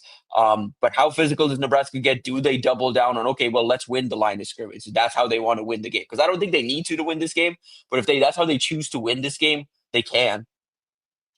Tim, you mentioned a couple times you think that, you know, Dana Holgorsen might get kind of caught up in a pass happy type atmosphere. Is that, you know, with you mentioning there, you don't think Nebraska has to win the line of scrimmage to win the game. Is, in your mind, can Nebraska win a track meet? If we have to see it, like, but that's where, like, we'd have to see it. I think they, like, only reason I think they can in specifically this matchup is because I trust Nebraska's offense on their defense more than I trust USC's offense on Nebraska's deep. Like, because if this does, when I say turn into a track meet, I'm talking about explosives down the field and guys have to score quick and move that. Like, this defense has done a good job of containing that, and I think they're going to be able to, again, even against his receiver room. We should preface this by saying I think Jacoby Lane and Mekhi Lemon, or at least one of those guys, are going to get theirs. I still think they're going to throw for 250 plus yards. Like, it's going to be a productive day through the air. It's not going to be, hey, then I don't think they're clearing 400 yards on Nebraska's pass defense. Like that's what I'm saying, and that's where if this does turn into a track meet in the second half, and okay, USC has to get up to 350 yards to keep up with Nebraska moving up and down the field. That's where I think Nebraska can win. It's all on paper matchups, and again, USC is more experience in track meet type games than Nebraska is, and that's another, just we'll have to see it, but it's all hypothetical. It's all of that, but like that's where in my head I'm like, I don't think Nebraska has to win the line of scrimmage. That's just the in my head battle I've played with myself all week. Okay, so I've been asking the question, if Nebraska's going to win, and you could make a guy play well, who is it on defense? Let me flip it around. If Nebraska's going to win on offense, and it's via the offense, and you could make any player play well, who is it? Any player within the offense play well. Yep, and Nebraska's going to win. Who would you make? You could wave the magic wand. Jacory Barney. Really? Ooh. Walk me through it. Again, it is part of just the I'm counting on what we've gotten from an Isaiah Hunter already. I'm counting on what we've gotten from Emmett Johnson already. I'm counting on those guys being established. Like, is that cheating? Is that cheating? No, to be like, no. Listen. I'm like, that's fair. Everybody. Listen, this is what we're getting from the these process. two. Yeah, if we're getting this from these two, and then we're like Nebraska's offense is also getting a big day from Jacory Barney. And again, when I say big day from Jacory Barney, it obviously includes special teams, but like that just feels like a formula to winning where, okay, they have to account for Isaiah Hunter, they have to account for Dane Key, and Jacory Barney's also hot. You have to account for him after the slot. You got to pick your poison in a way that I think that it's going to give that USC defense that has struggled to stay consistent fits. Because again, at that point, if you're running the ball on them, you can line up in whatever you want, and just run it with Emmett too. They're accounting for Dane, they're accounting for Isaiah, they're accounting for Jacory, and they've got to account for the run game as well. That's just my personal belief of just like what unlocks this offense is the slot that can go. If I could probably say Emmett, if it's like really like you want a really, really good game out of Emmett. Let me ask, when's the last time? I don't know. I'm glad we have help. When's the last time either Hunter or Key and Barney and Johnson have had a big game? All at the same time? Kelly says 0. There has to be one. No, Avery 0. You mean two receivers and I chuckled when he said Barney. I was like, why? But as you process through it, if you concede that Emmett will do what Emmett does, mm-hmm. and you get Hunter, you get Hunter or Key. I'm counting Hunter just because Key's been very Lindemeyer hasn't gotten what they have played well. So I was maybe when we were talking about intermediate passing, I go maybe Lindemeyer, and especially if you're counting some of that, like if you think they're going to run duo, Lindemeyer coming down on those ends would be a big deal. That's interesting because I would not have said that. But as I'm listening to you, can you imagine what RPO looks like if Barney's playing well? Yeah. Or not playing well, but like has impact. He would have been like last on my list too.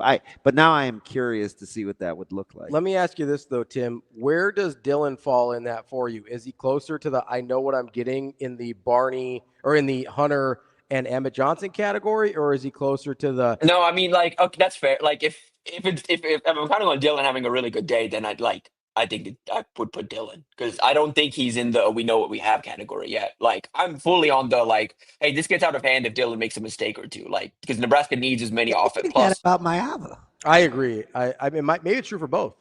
It's true for both. No, it absolutely is true for both. Like I think, yeah. I think Mayava's going to throw you more interceptable balls. I think if we were on the road, I would say Raiola has less margin for error. This time, I actually think Mayava does.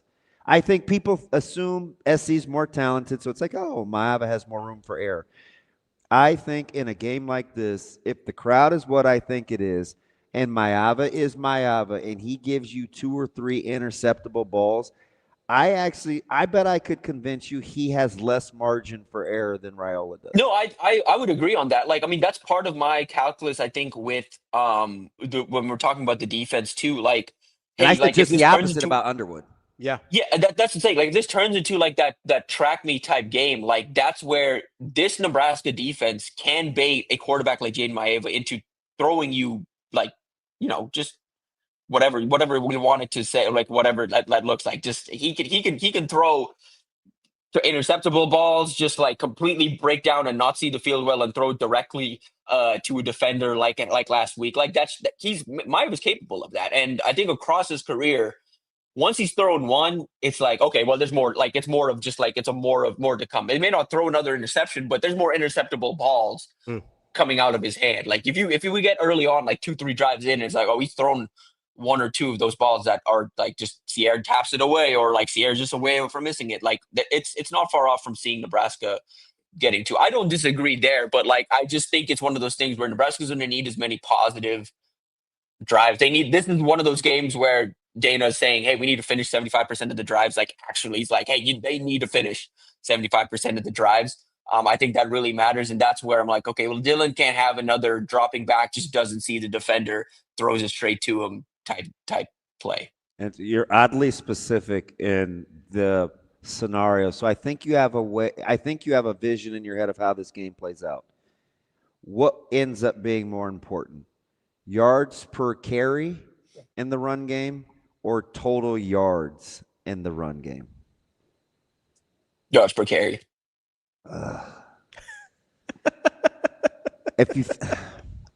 No. I don't see Nebraska winning that statistic, but if they run for more yards, I could see them winning the game. Okay, that's fair.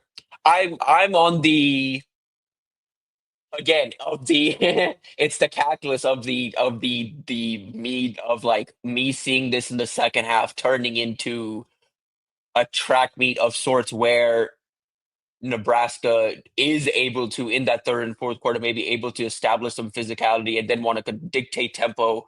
Whereas with USC, again, and a pass happy type thing, USC abandons that run a little bit, where Nebraska kind of turns to that late and rides Emmett to create chunk plays late in a cold and weather environment. Again, it's banking on a lot of hypotheticals where I envision a game that 31-27 kind of game, Think in my opinion. Tim, what kind of game do you think it is? Like my scoring was 34-27 USC. So like they're in the neighborhood. I mean, neighborhood. Yeah, I think. But is it like, okay, like when I say 34-27, like I could see this being like 10-10 at half and then 34-27 in the second half. You know what I mean? Like, interesting. Yeah. You're taking USC though? I just kind of have this as like Nebraska's like third loss. I'm flipping my prediction from where I had their third loss being at Penn State to this one. That's just, again, on paper for me. Like I've said, you're laid out you're trying to get to 4. Is it like three losses? No, I've laid out the scenario to Nebraska winning this game, but at the same time, realistically, I look at this matchup. I'm like, the Nebraska wins this game this specific way. This game has to go the specific way, but more often than not, I think USC wins this game. So I'm picking USC. Tim VERGHESE, Inside Nebraska. Tim, great stuff as always. We appreciate it. Appreciate you guys. All right, buddy. That is Tim VERGHESE from Inside Nebraska. Good stuff there. Although, I kind of don't like the prediction. That's okay. No, I'm just. No, I understand what you're saying. I'm processing through the scenarios because I think tomorrow, I don't think tomorrow Nebraska's effectiveness running the football will be about yards per carry. I think it'll be about. Yeah, I think that got the strongest reaction from you. I'm just trying to, because I could see, I'm just envisioning how SC runs the ball and the counters and like I could see that thing going for 5.5 yards a carry at times per running back. But then I factor in some negative plays and I could see Nebraska griming this thing up at like 4.5 per, but more yards. Do you have a number in your head that you want me to get to? I think they need 145. Okay, is the number in my head because I think they get 65, 68 snaps. I think 4.5. Mm-hmm. So you go 145 at 4.5 a carry. Does that get me to the total number of carries if I have to factor in sack yards? I've done this thing every which way but sideways because I look at that's 32 rush attempts for 145 divided by 4.5. Yeah, that's about right in my head. Yeah. If they get 65 snaps, I feel even better now. And Yeah. I was pulling that. I didn't work backwards. Yeah. Right. I don't know. That sounds about right, or like very plausible. You think SC has more rushing attempts in Nebraska? No, I don't think so. But I also think Nebraska's going to win. So if that might be one of the sneaky telltale signs. Yeah, I think if Nebraska wins, they probably end up rushing the ball more or having more rushing attempts. Watch what they're doing on special teams. I think they can win special teams. And how do they neutralize SC's front? Mm-hmm. That's because I don't know. Are they gonna run it? Is it edge run game? Is it sweeps? Is it edge run game? You want to kick that guy out vertical I and then split him? I want to either. I prefer a body Mm-hmm. on an end, or I at least want him in conflict. Have to make a decision. Yeah. So if that makes sense without a marker and dry erase board. Yeah, maybe. I just don't want, you just can't chill. Just rush the passer and play down block. Rush the passer, play it down. You has to be something other than that. Got to keep your eyes occupied. Yeah, I want to have to take stuff on and move. Maybe we'll talk a little bit more about that after the show for the people that are here. Might do a little whiteboard work. I don't know if I know enough, but we'll figure it out. We'll figure something out. If you're on the way here, which you should be, make sure you've got your seatbelt on and make it click. When worn properly, it prevents injuries and saves lives. It's from the NDOT Highway Safety Office. We'll be right back with more Hurrdat Sports Live. Fearless savings this October at Edwards Chevrolet with 0 down sign and drive deals waiting for you. Get $12,000 off MSRP on the 2025 Chevrolet Silverado 1 LT Crew Cab 4-wheel drive or lease for $555 a month with 0 down, strength and upfront savings. Or drive the 2025 Chevrolet Trax front-wheel drive LS, lease starting at $299 a month. Sign and drive with 0 down, smart design and modern tech that fits your lifestyle. Don't wait. Fearless October savings are happening now at Edwards Chevrolet.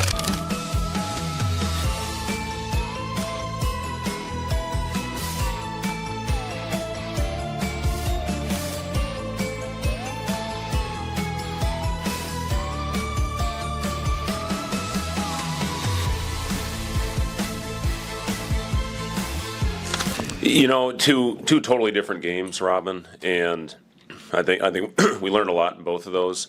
Starting with the BYU game, it showed that we can compete with anybody in the country, and the length, the athleticism, the talent that was on that roster to go out there and play the way we did, and have adversity hit us in that game, and have to find a way to finish it on a last possession to get a stop. So a lot of good learning lessons in that game. We had a long film session that next morning. We didn't finish off possessions the way we needed to, and their efficiency on second chance opportunities was almost two points per possession. So they were very efficient, and that's been the theme for our team the last few years. When we finish off possessions, we're a really good defensive basketball team. When we don't, generally it ends in a three or a layup or a foul, and that's when we get ourselves in trouble. So, Midland, I thought, the activity that we had in that game, we talked a lot about our hands getting more deflections, and we got 45, which is a high since we've been here.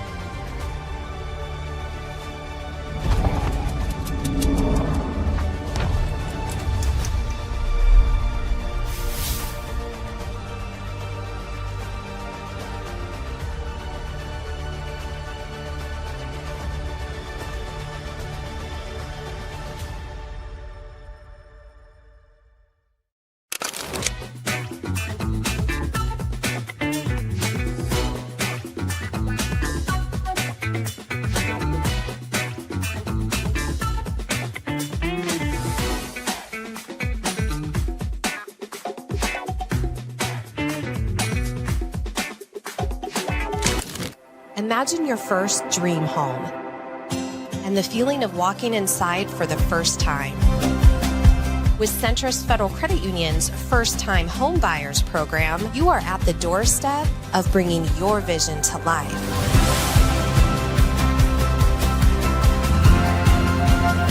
Welcome home.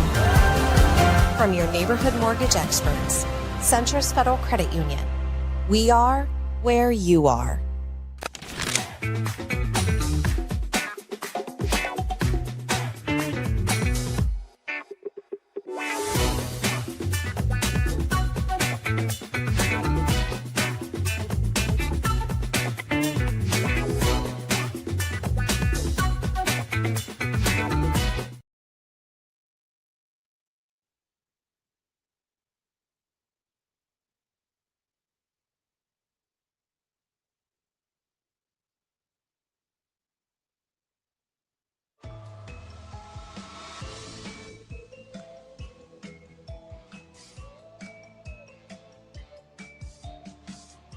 You're listening to Hurrdat Sports Live. I think in moments like this, you should always start with gratitude. And I'm very, very, very grateful to Troy Dannen, to President Gold, to the board for their confidence in me and us, our staff. Very grateful to my wife and kids who allowed me to do this job and moved here. Very grateful to the fan base. I'm very grateful to the city of Lincoln, the state of Nebraska. This has become our home, and we love it here. And most importantly, I'm grateful for our players. You know, I was at a point 3 years ago when they hired me here where I'd gone through something hard. And I know people sometimes think, well, you're well compensated for it, but I can just tell you those things can break people. And, you know, I've rediscovered my love of this game and coaching and all that with these guys that are here. And so, you know, this process went on. I think I was really honest with you guys the first day. We wanted to be here and we expect to be here for a long time. And we have much, much, much more to do. And we're not pleased with where we are, but we are pleased with the direction we're headed. And I think that's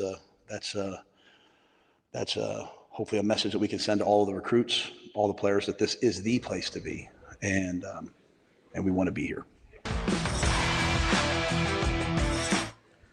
We're back here on Hurrdat Sports Live, presented by Centrist Federal Credit Union, reminding you it's the last day of Cybersecurity Awareness Month. Make sure you know when people are trying to get your information and be proactive to protect it. Go to centristfcu.org to learn all about cybersecurity awareness and their member protection center so you can protect your information. Federally insured by NCUA and an equal housing lender. That's Centrist Federal Credit Union. Make sure you get out here as well. You got another hour and some change, maybe a little bit longer. We might hang out a little bit if DB stops acting squirrely. And come hang out with us. I went and got some fresh air. Did you see that? Did you go hang out with our boys at Omaha Steaks? I almost ate it off the thing. Ate that like right off the skewer? And he's like, but we use the same cooking thermometer too. Yeah? Yeah. So what's going to happen is I'm going to stack like however many, and then I'm going to go top it with bacon. Yep. And then I'm going to wash it down with sausage. You think I'm kidding? I don't at all. Anybody that's eaten with me knows that I am not. I know you are 100% not kidding. So coming out, you can win a prize pack worth $200 from our friends at Omaha Steaks. And you might get a little bonus Q&A content after the show as well if you're hanging around. Make sure you also come out to the Omaha Steaks tailgate that I'll be at tomorrow with my guy Kenny and some of the other crew from I saw Hurrdat KB Sports. slide in here. Yeah, he's right there. That's our guy. He's going to join us later, make some picks. Oh, buddy. Hey, KB, do you know hockey? All right, we're gonna talk hockey. He's a big hockey guy. I know. So that's my a lot of people rocking the Avs. Okay, I see you. So I was at the grocery store the other day, and this gentleman, I told this quick story on air, and he was with I assume it was his mom, and he was holding the door for her, and she was moving very slow, and I said, that's pretty cool, man. Who said chivalry is dead? And he's like, oh, I appreciate that, Damon. So I knew he knew me, and I was like, oh man, I got to say something nice. He had a quarter zip Avs jersey on. I was like, I'm a closet Avs fan. I'm not just being nice. And he goes, really? And I go, oh, yeah, Sakic, Forsberg, all the way. Air dap. That's my dude. Wait, how did you really say it, though? I like your quarter zip. What's that? You look nice. I said it. You gave it the voice. No, you gave it the voice the first time. I did say I like your quarter zip. I didn't say how you said it. You did the first time. I like your quarter zip. See, that's kind of how you said it. It's kind of how it was. You saying pen or pin? Jen or Jen? Oh, our guy left. I know. Wyatt left. He was like tough hang. Oh, that's all right. They probably had to get to school. Amazing Daniel's here. I know. I saw him all the way from North Carolina. He's probably traveled the farthest to there be he here. is. Yeah, I think he probably gets the win for this travel to be here. It's a huge weekend, man. Man, I'm excited. It's exciting. I'm not a huge fan of the night game, but you don't like sitting around all day though, right? No. That's like the play. That's like the player coaching you still, where you're just like, I just get nervous energy. Yeah, it's annoying. Yeah, it is absolute. But the atmosphere is worth it, though. I think for this one. Yeah, yeah. I am expecting, and the windows will be open. It'll be about 38, which is perfect for you. You love that. Let's go. Let's go. Kyle's gonna be up there freezing. You'll be. So he was at practice when I got there the other day. Yeah, just a regular red quarter zip, some warm-up pants, arms folded. He was cooler than a fan. Yeah, so I don't know if he's just tough or there's still the Northeastern in him, but coming fresh from Florida, I thought he'd have been no hat, no nothing, no gloves. Maybe he's trying to acclimate himself, trying to like exposure therapy, get ready to go. He's super tough-minded. No, he seems like he's dialed. Seems like he's on it. He's super tough-minded. I mean, Shane, that's a nice. How did you figure out which clip to pick out? Did Ravi tell you? Because he's kind of the boss of this thing. He is kind of the boss. Did he tell you what to play? No, but I gave him very little guidance. Oh, really? Yeah, not really. You trusted him? Yeah. Listen, as much as you think I give Shane a hard time, we work well together. Well, welcome to the world of adulthood. Like that, like. Exactly. How did you? Before we're going to talk to Julie Evans, one of our friends from Omaha Steaks, here in just a minute, but I want to talk about the Troy Dannen part of this for a second here, because I thought his presser was actually really, really interesting. Shane, do you have the 3 reasons clip from Dannen? Yeah, let me get it here. Because I thought this part was fascinating. I do like that. Like, this thing resonated with me so hard, not just with the football coach part of it, but just like anybody who's ever been gainfully employed and maybe not felt appreciated by their employer. Like this, I thought like hit pretty hard. Okay. Go ahead, Shane. Number 1, take care of somebody, compensate them for what you believe they're worth before you have to. That's all I needed to know. Number 2, when you have what you think is a great coach, you have 2 obligations. Number 1 is to compensate them at what is the market for your expectations for where the program should be. And then number 2, put them in a position to succeed. The money's there any place, but not every place can you be in a position to succeed. His desire is the same as my desire. Let's compete for and ultimately win a national championship again. How do we make sure this place can be that? While making sure he's compensated at the market of what the expectations for our competitive success should be. I love that. This is what you see is what you hear, right? Yeah. So here's the thing.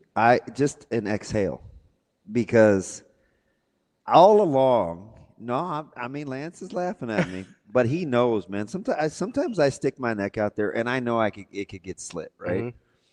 But all of this whole time, I've said this isn't about money. He's not asking for more money. It's not some leverage power struggle to. And by the way, I didn't get any more money for what it's worth. So, but I don't know that at the time. You don't. At the time, you don't. Yes. Right. So, but that played out correctly. Yeah. Yeah. So my initial reaction, because I'm childish, is I knew it. Thank you. Nailed it. Thank you for not getting some huge, because they're not giving him $15 million a year. Yeah. It's like, hey, if you get to playoffs, then you get paid. Yeah, it's like I told him sitting down, like, you want an authentic conversation. I was like, well, I'm sure you could find another DB, but I would never talk to you again, right? Because this whole time I'm like, there's no way. Said that. I need him to know that. Yeah. Because you know how I function. I'll rock with you and I'll do anything. My glass is half full. I'll support people that don't support me. I don't want to argue. I want Good piece of solutions, cheese guy. But I'd have to cut him off. Yeah. Because I felt like my read was good. And you would have felt betrayed almost a little bit. Yeah. Maybe that's too strong of a word, No, but that's like, we're in the neighborhood, right? Yeah. Like it would have felt like a betrayal of what you thought the relationship was. Yep. For him to act a certain way and then respond. And as I've gotten older, AJ, are you figuring those out? Because I know it's your eyesight versus mine, but just get it close and I can figure out the rest. That's what Ben does. You're just plain. See? When I handed them back to you, I could see out of them. No, you're horrible. Like, what is your vision? My glasses are not cosmetic. They're corrective. When I hand you something, you take your glasses off. So like close up, I have to. So we're total opposites. Yeah. I can't see close to me, so I should have never. Yeah. You gave them back to me. It looked like. It looked crystal clear, like the back of the room looked crystal It looked clear like to when me. cartoonists want to draw originally, and they just like thumb through the paper. Oh. It's just like this. That sucked. I could see. So to say that, like the paying the guy before you have to, like they don't have to redo the deal. I love that. Like if you have business acumen, and you want to pay me what I'm worth, you get a guy that thinks, okay, this is your the whole value versus worth thing. They're right here. 100%. Like how often does that happen? And people in positions of leadership where boss employee, the value and the worth comment is in the same neighborhood. Can I just tell you? That's how you have peace. My wife just took a new job. When she told her old place about the new job, they're like, oh, we can get you there. And she's like, then why am I not there? Yeah. And she put in her notice. I'm just saying. She's cold-blooded, but like that's how it goes down in real life too. And she wondered why I said it. She's terrified. I'm telling you, Why would you say that? Well, context clues? She did. She turns to me. She goes, why does DB think I'm terrifying? It's probably all the murder podcast, babe, if I had to guess. That's DB. I'm Ravi Lulla reminding you, hey, if you have an auto body issue, make sure you get over to our friends at Dingman's Collision Center. Dingmans.com is where you find out where their 4 great Omaha area locations are, and you can find out how they've invested in cutting-edge technology and ongoing training to make sure every repair is done safely and to the highest standard. It's Dingmans.com. Make sure you go check them out. Voted first place best of Omaha for 20 straight years. We'll be right back here on Hurrdat Sports Live. The Drive Into Fall event is on at Edwards Ram and Jeep, Village Point, and Council Bluffs. Get $18,000 off MSRP on the 2025 Ram 1500 Bighorn 4x4 plus 3.9% APR for 72 months. Fearless fall savings with a massive inventory this October. Or upgrade to adventure with the 2025 Jeep Grand Cherokee Laredo 4x4. These starting at $299 a month with 0 down. Big inventory, bigger savings. Hurry to Edwards Ram and Jeep, Village Point, and Council Bluffs.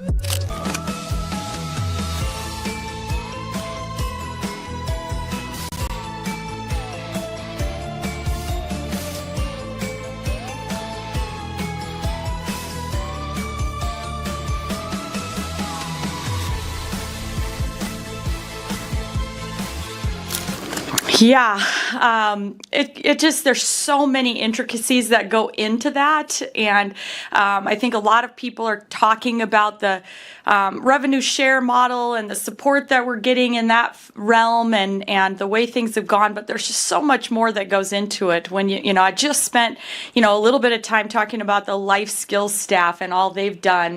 But the way that our academic support system and the way that the administration here, will give of their time and self to support every one of our recruiting efforts and everything that goes into planning for a women's basketball season. There's so many intricacies that it's really hard to kind of pinpoint all of the things that are going into the things that are helping us elevate the program.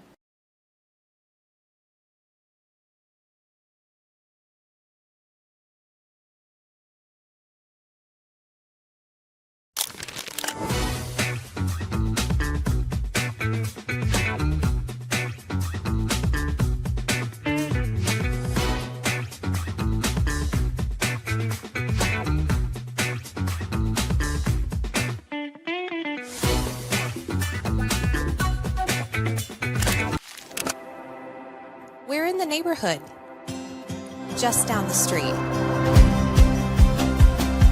With a wide variety of home equity products to help you create a relaxing oasis. So you can kick back and relax in comfort. Centris Federal Credit Union. We are where you are.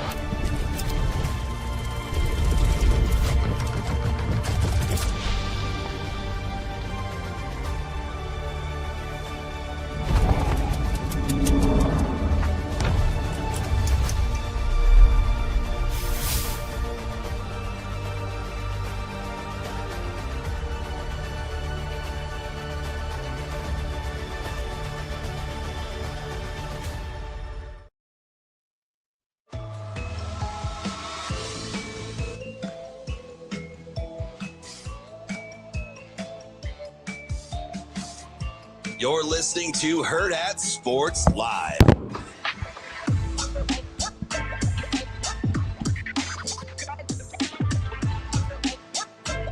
Welcome back, Hurrdat Sports Live, presented by Centris Federal Credit Union. That's DB. I'm Ravi, Lulla here at Hurrdat Sports Bar and Grill, where we are with our friends from Omaha Steaks. We've got Julie Evans with us, Chief Marketing Officer. Julie, how you doing this morning? I'm fantastic. Listen, that smells so good. Breakfast of champions. I don't know if you can see that in the shot here. Ooh, me likey. And it's coarse. Just the way I like it. That's why you like me, right? A little coarse? No, you're rough. Oh, my bad. Semantics, right? Synonyms. Sign, not sign. Yeah, I thought we were okay there. Julie, thank you so much for being here. And obviously, thanks for bringing all the goods as well. But what I wanted to talk to you guys about, I know you guys have this great relationship with the Team Jack Foundation. We do. We were out there, I guess like a month and a half ago now with one of your tailgates. We'll be out there again tomorrow. Just tell me about how did that relationship start? When did you get involved with Team Jack? I think it's been a couple of years now. Kenny Bell actually, where I think he's here. Yeah, he's right behind us. There he is. I know that guy. So, so he has relationships with some people on our team. And, at Omaha Steaks, giving back to the community and being involved with, important organizations, it's just part of our DNA. And so we've been working with them for about 2 years. I think we are the title sponsor of the golf tournaments. So I think because I get to do this today, I think I get a golf in the tournament next year. So I'll make sure that I'm there. But so we do that. We're having a tailgate again tomorrow. So Hurrdat Live will be there. Team Jack will be there. So you can get some pictures taken. And it's just really important to us at Omaha Steaks, giving back to the community. Our fifth generation owners were recently inducted into the Omaha Chamber of Commerce Hall of Fame. Simon's heck of a family. Wonderful family. Our business has been around for over 100 years, serving customers and giving them, wonderful steak, bringing people together over great meals. And so, we're really proud of that. They even go as far as employees are encouraged to get involved with the community. So they get a day off every year. To spend that day out working, in the community on a cause that's important to them. One of the cool things about this job is I get to meet cool people, and I think I'm always going to try to be authentic, and kind of what you see is what you get. When I saw that it was you, and I hear the message, I'm like, she's 100% telling the truth, right? Because we were on a flight, unbeknownst. Yeah. I told this story. I had no idea it was you, and then I see you, and I was like, "Oh my gosh, it's the cookie lady." The Omaha Steaks cookie lady. Yeah. So the funny thing about it is, I had to hitch a ride to get to the game on time, and you happened to be on the flight, and you gave all these gift bags. And I said, oh my goodness, I buy the beef sticks, and I have the app, and like, well, when'd you get cookies? So we're shooting the breeze, and you're talking to me about quality people and wanting to be around quality people and why you like doing what you do. So when I hear you talk about community investment and what's important to you and giving back, I have no question it is 100% authentic, because I get to meet you in a different life, and you're still the same person. Like That's nice. That's Thank fantastic. you. That is fantastic. So I didn't think you'd even remember me. So it was the cookies. Oh, that's right. You didn't remember me. So it was two things though. So yeah, because you said, well, I thought there were going to be so many other people on the flight. I'm like, they told me this is a 9-seater. I'm lucky to be on here. You made goodie bags for 30 people. And we're talking about the quality of people that you want around you. So this is funny, but everybody that listens to us knows this is how I arrived at it. Because you were kind and you were other-centered and you talked about good people. Do you remember what I asked you before we were getting off the plane? I think you're going to have to remind me. I said, hey, I know you brought extras. Can I have them? If you'd have been mean-spirited or not other-centered, I wouldn't have had the courage to say, can I take the oatmeal cookies? Nobody ever has oatmeal cookies. I was like, can I take the cookies with me? You're like, sure. Absolutely. I brought extras. It stuck, right? So being kind goes a long way, and you never know when people need you to be kind to them to free them up to take a chance. Like, that's the moral of the story. I would have never asked you if you wouldn't have been so engaging. These guys know. If people shut it down, I'll shut it down. If you met me more than halfway, sensational. Oh, you're going to get more cookies. So maybe I some prefer steaks the too. steak. I was gonna say You got that. you're speaking to his heart now, right here. So full disclosure, that's dinner. Yeah. Are you gonna have one? Do you want one? I don't like to eat while I'm working, Oh, okay. but I'll eat it cold, as Okay. everybody in here knows. He'll eat it cold. He'll eat it room temperature. He'll eat it 3 days from now. That literally is dinner.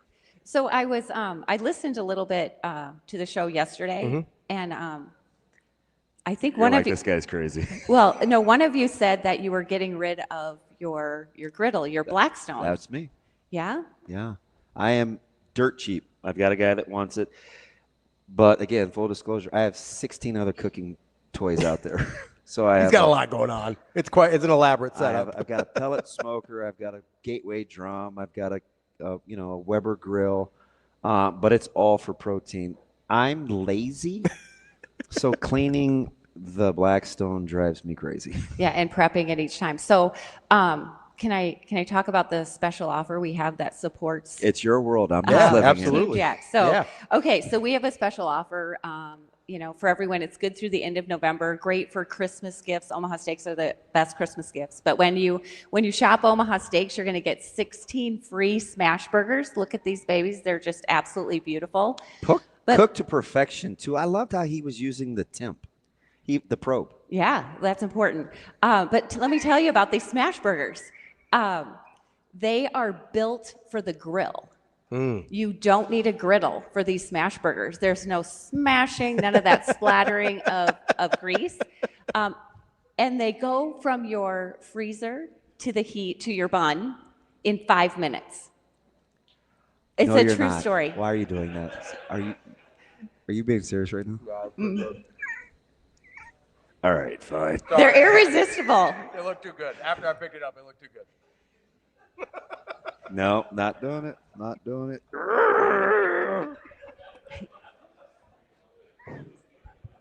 Come on. All right, finish telling us It's about the okay. special. So the smash burgers. So when you place an order at Omaha Steaks, you just go to omahasteaks.com/Team Jack, and you get 16 free smash burgers, and then 10% of the proceeds will go to Team Jack. So it's just a win-win for everyone. So omahasteaks.com, code Team Jack. it's like slash Team Jack. Jack. Slash Team you get Jack. your 16 free smash burgers. So. OmahaSteaks.com/Team Jack. Those are phenomenal, by the way. Holy cow. Good. Whew.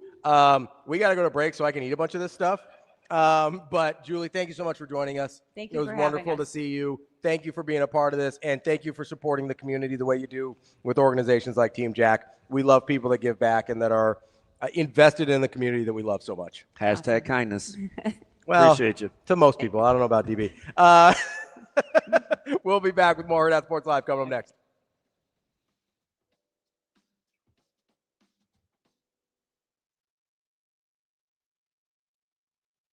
The drive-into fall event is on at Edwards Ram and Jeep, Village Point, and Council Bluffs. Get $18,000 off MSRP on the 2025 Ram 1500 Bighorn 4x4 plus 3.9% APR for 72 months. Fearless fall savings with a massive inventory this October. Or upgrade to adventure with the 2025 Jeep Grand Cherokee Laredo 4x4. These starting at $299 a month with 0 down. Big inventory, bigger savings. Hurry to Edwards Ram and Jeep, Village Point, and Council Bluffs.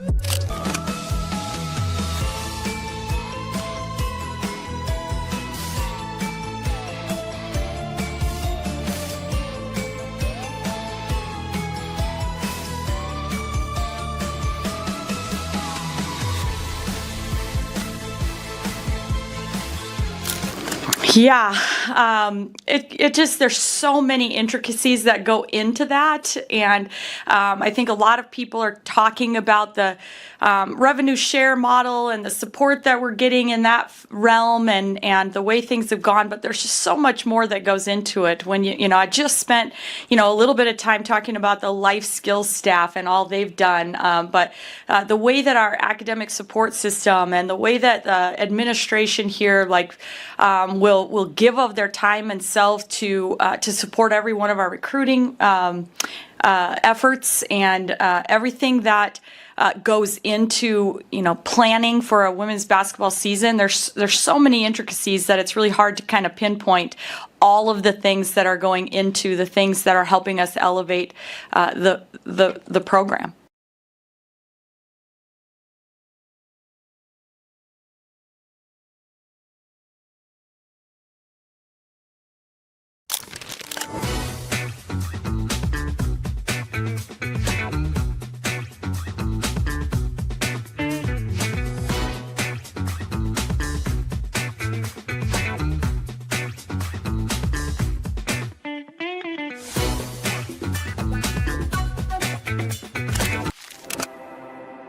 We're in the neighborhood, just down the street.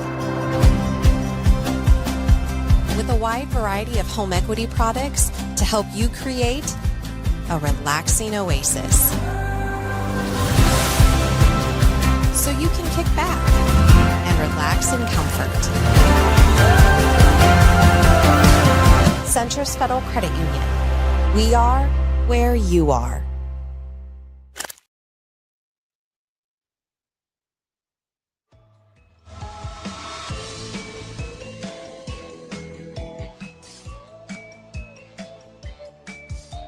Welcome to Hurrdat Sports Live. Oh, yeah, no doubt, no doubt. Mike Sautter. Yeah. Mike Sautter. Oh, man, you're going to put me on the spot. Mike Sautter.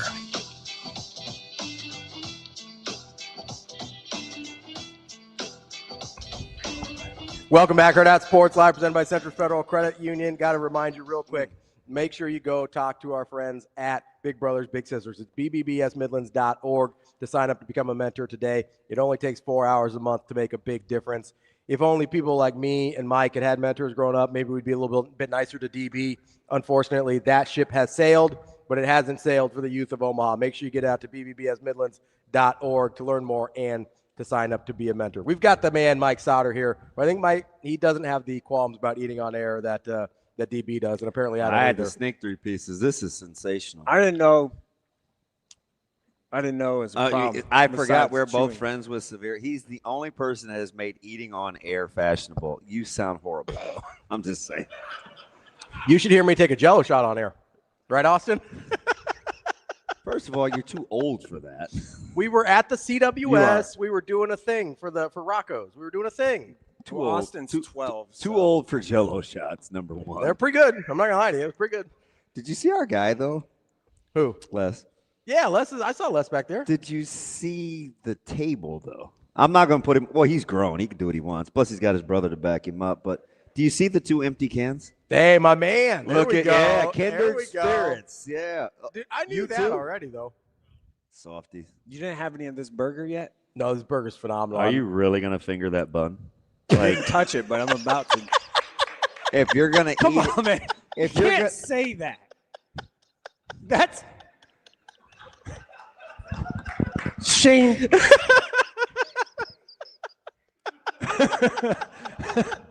Shane, cut that up. We're If gonna you- need that later. fast forward. If you're gonna eat it, eat it. That's a pet peeve. I didn't touch it. Don't I went do like the this. whole hovering eat thing. Like the OCD's kicking in. So this is where the germs bother him, apparently. Yeah. All of a sudden. Now it's a problem if there's germs on the food. Fudge. That's what you're about to say. JP, how you doing, buddy? He's just gonna start talking to other people. That's my favorite NEB preps guy. You good? I heard Kim heard what you said too about me during What the break. I don't know what you're talking about. She yelled my name Jacob. like my Hey, mom. I was like, Hey, Jacob. I did. I had like PTSD to misbehaving in church, and my mom like snaps, and I'm like, oh no. She wants you to be nice to me. no, she doesn't. She wants me to just. It's not about you. It's about what I'm capable of. She knows I'm capable Being of nice. being better. Yeah. Be better. It's That's not- why she doesn't snap Stop at me and fingering Mike, because she buns. knows this. I just think if you're gonna eat it, eat it. She knows this is as good as me It's and Mike giving can me be. the willies. That's fine, but like I'm gonna eat. You know what I mean? Like I had to look at it. It's pretty good. See, that's how I know I'm not eating that. Like, Why? I have one right here. No, it's pretty no, you've been hovering over that one too. good. It's pretty good. It's pretty good. Mike, we got the state football playoffs going on. Yeah. I got steak in my DB, mouth. we've got the That's state football bad. playoffs going on. Hey, Why don't you finish chewing? Maybe we should bring Jacob up. Jacob, you want to talk? You just sit here and eat. Jacob can have the headset. At least he won't go on a one school sales pitch. We Am I forgot. wrong? What? At what? Do you know what he? At what point am I wrong? Not at all. Okay. Well, Where are you gonna be tonight? I'm gonna be. I'm gonna go Shadron at Gehring first, or Shadron. Sorry, Shadron at Ashland first. I was gonna say you're not going to Gary. Definitely not going to Gehring. And then probably sneak by Gehring at Scott because that starts at 6. And then So you're gonna. Is that a 4-6 or is that a 3. 3-6? Then maybe a 7 then a tilt. 7 and maybe an 8. Is the doubleheader at Buell? Yeah. So that no, would be, no, the doubleheader's at Elkhorn. So is North Miller North at what time? 7 at Northwest. Yeah. Right. So I could go from there to Pius Elkhorn North for like the second half, which starts at 8. So be there by 9 or something. I was told to do less, but I don't really think that's going to happen today. Everybody looks to the boss. It's like you see everybody settle head tilt. They're like, Sasha, what'd you say? She told me to not do as much. I don't know if you know this about Mike. Sometimes when he tries to overextend, he gets a little cranky with his coworkers. Who? Jacob?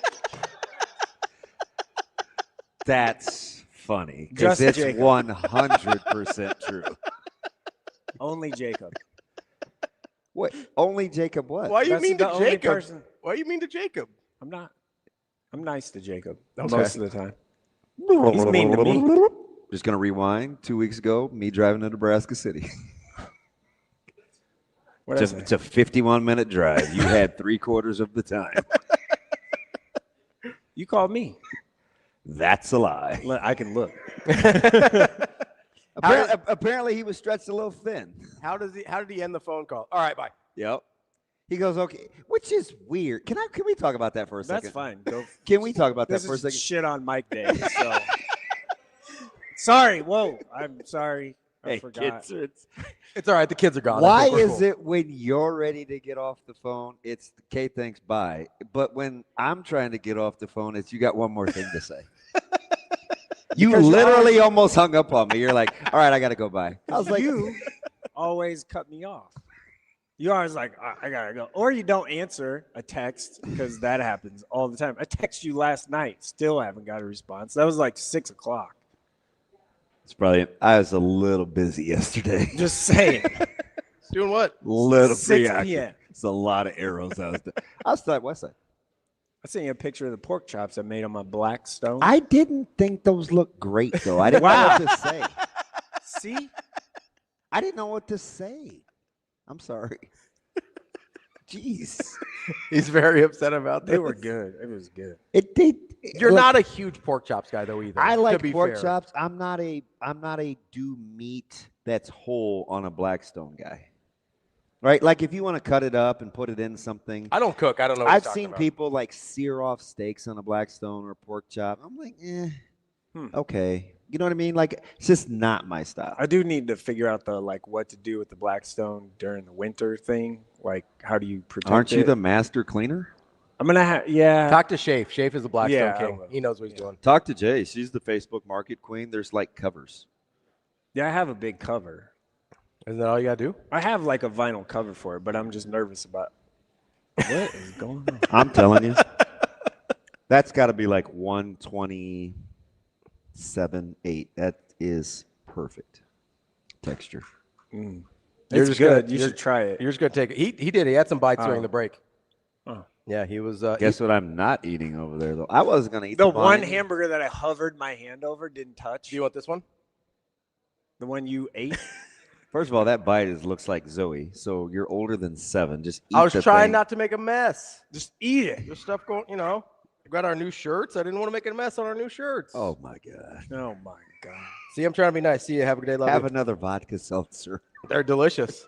I prefer the tequila ones, but that's okay. Why probably don't you have those dilute here. good tequila? I have no idea.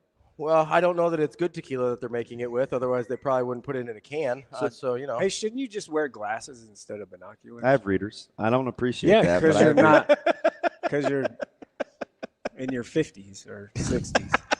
So you have readers. Wow.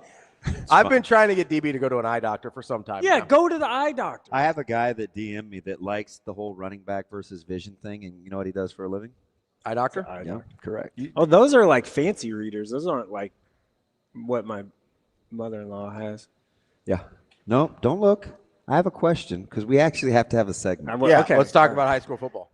Who's the favorite in BF you saw the seedings? No idea. Throw it out.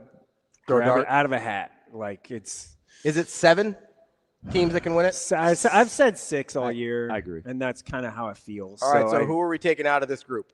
Scott, yes or no? They're in that conversation. Bennington, yes or no? They're in the conversation. Waverly, yes or no? They're definitely in the conversation. Norris, yes or no? Definitely in the conversation. Gretna East, yes or no? Definitely in the conversation. Elkhorn North, yes or no? In the conversation. Seward, yes or no? Could Is that be where you draw the sneaky. line? Yeah, could be sneaky. So Seward 6 could and a be half? sneaky. Yeah. Okay. I've said 6 all year, and I'm going to stand on that. Now, So no Scotts Bluff or anybody below that. depending on the weather or something, Scotts Bluff, I mean, Nate Kelly rushed for 30 carries last week. Hi, Jacob. That's Jacob's guy. Nate Kelly reference. Yeah. So, I mean, if they control the clock and run the ball and could keep away enough, maybe. Okay. And teams are banged up. Like, Sure. Scott's missing. Like, Well, and they've all gone like a gauntlet of a schedule at the end of the year. teams here. are I mean, really kind of hurt right now. Last week, Elkhorn North Bennington game was awesome for just the Coach Stanley Mm-hmm. stuff and all that, but it was a great game in the second half. And at halftime, Bennington rolls out with 3 dudes on crutches still in their jerseys. So like everybody's banged. Now they have like 125 kids, so like That does help. You know, so their depth is there.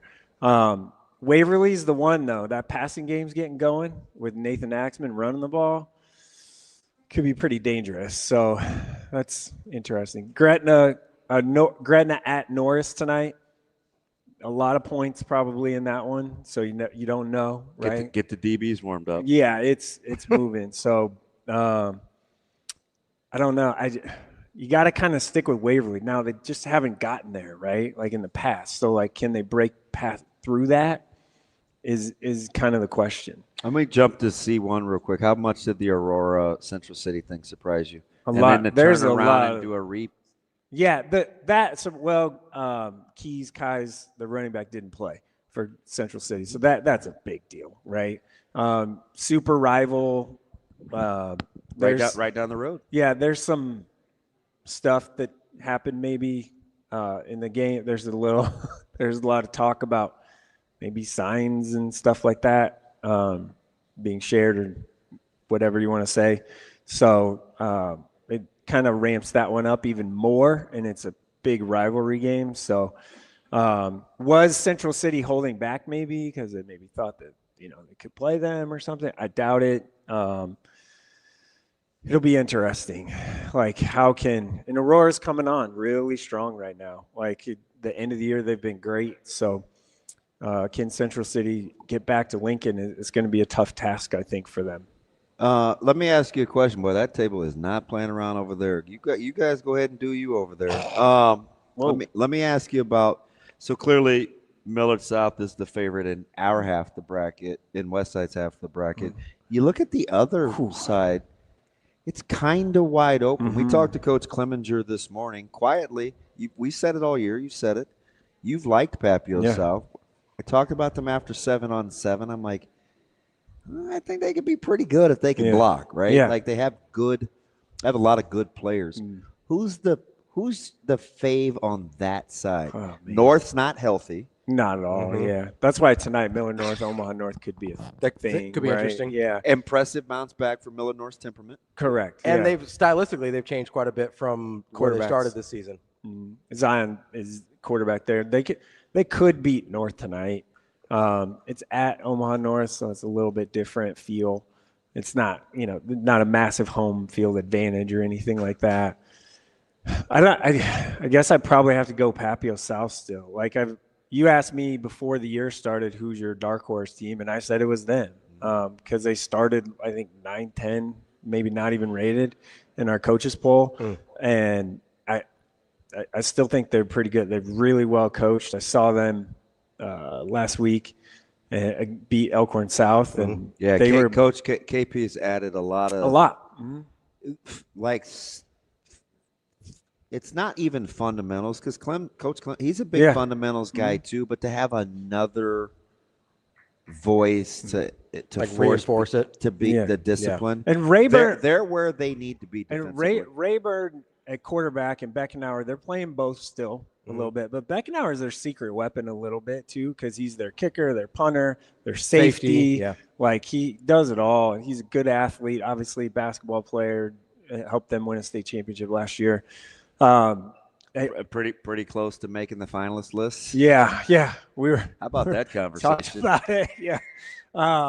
So we have the one thing with them too, and you talk about secret weapons and people. These guys never get talked about, but Sam Dolphins is a stud long snapper. I mean, like one of the best in the country, and that thing comes out hot and like. Right at you. It's super accurate. That's him as a long snapper is maybe a little bit of a difference too. Helps them in their special teams. They've gone for two a ton this year, and they are a 70% rate of going for two and successful. So, and they have it's trick play feel kind of swinging gate, but not really. Like they do some stuff. You have to watch film of that. It's pretty interesting. We may or may. You need to have it because of a team we'll see tonight who does something similar with their extra points. And we didn't want to go back to 2017-18 with the huddle film when Bevy West was arguably the best in the state at it. Yeah. Their trickeration out of how they huddled for extra points. But you're right. They're really good at it. Yeah. So we just kind of practicing strategies and we watch them. Yeah. They're Papio South is. We watch them. Their special really teams is outstanding. And to do it without Derek Jones, like Derek Jones was on a heater for 4 games and then got ankle injury and been out all year. So doing it without one of the best backs, one of the best, not the best. I didn't say the best. Mm-hmm. One of the best backs in the state is pretty special to see what they've done. Why not prep on that side of the bracket? They could. I mean, you have a Central rematch potentially in there too, right? If Central can get by East, though. Tell you what, that game tonight's quarterback spot. What a devastating sucks setback for Central. Yeah. And BJ, like, if he's playing, it changes them a ton. So he's pretty dynamic. He's scary to deal with. The thing about we talked about BJ, pretty sure he cooked us. Feel good about that actually. Thing about him is he doesn't escape the pocket going out. He escapes up.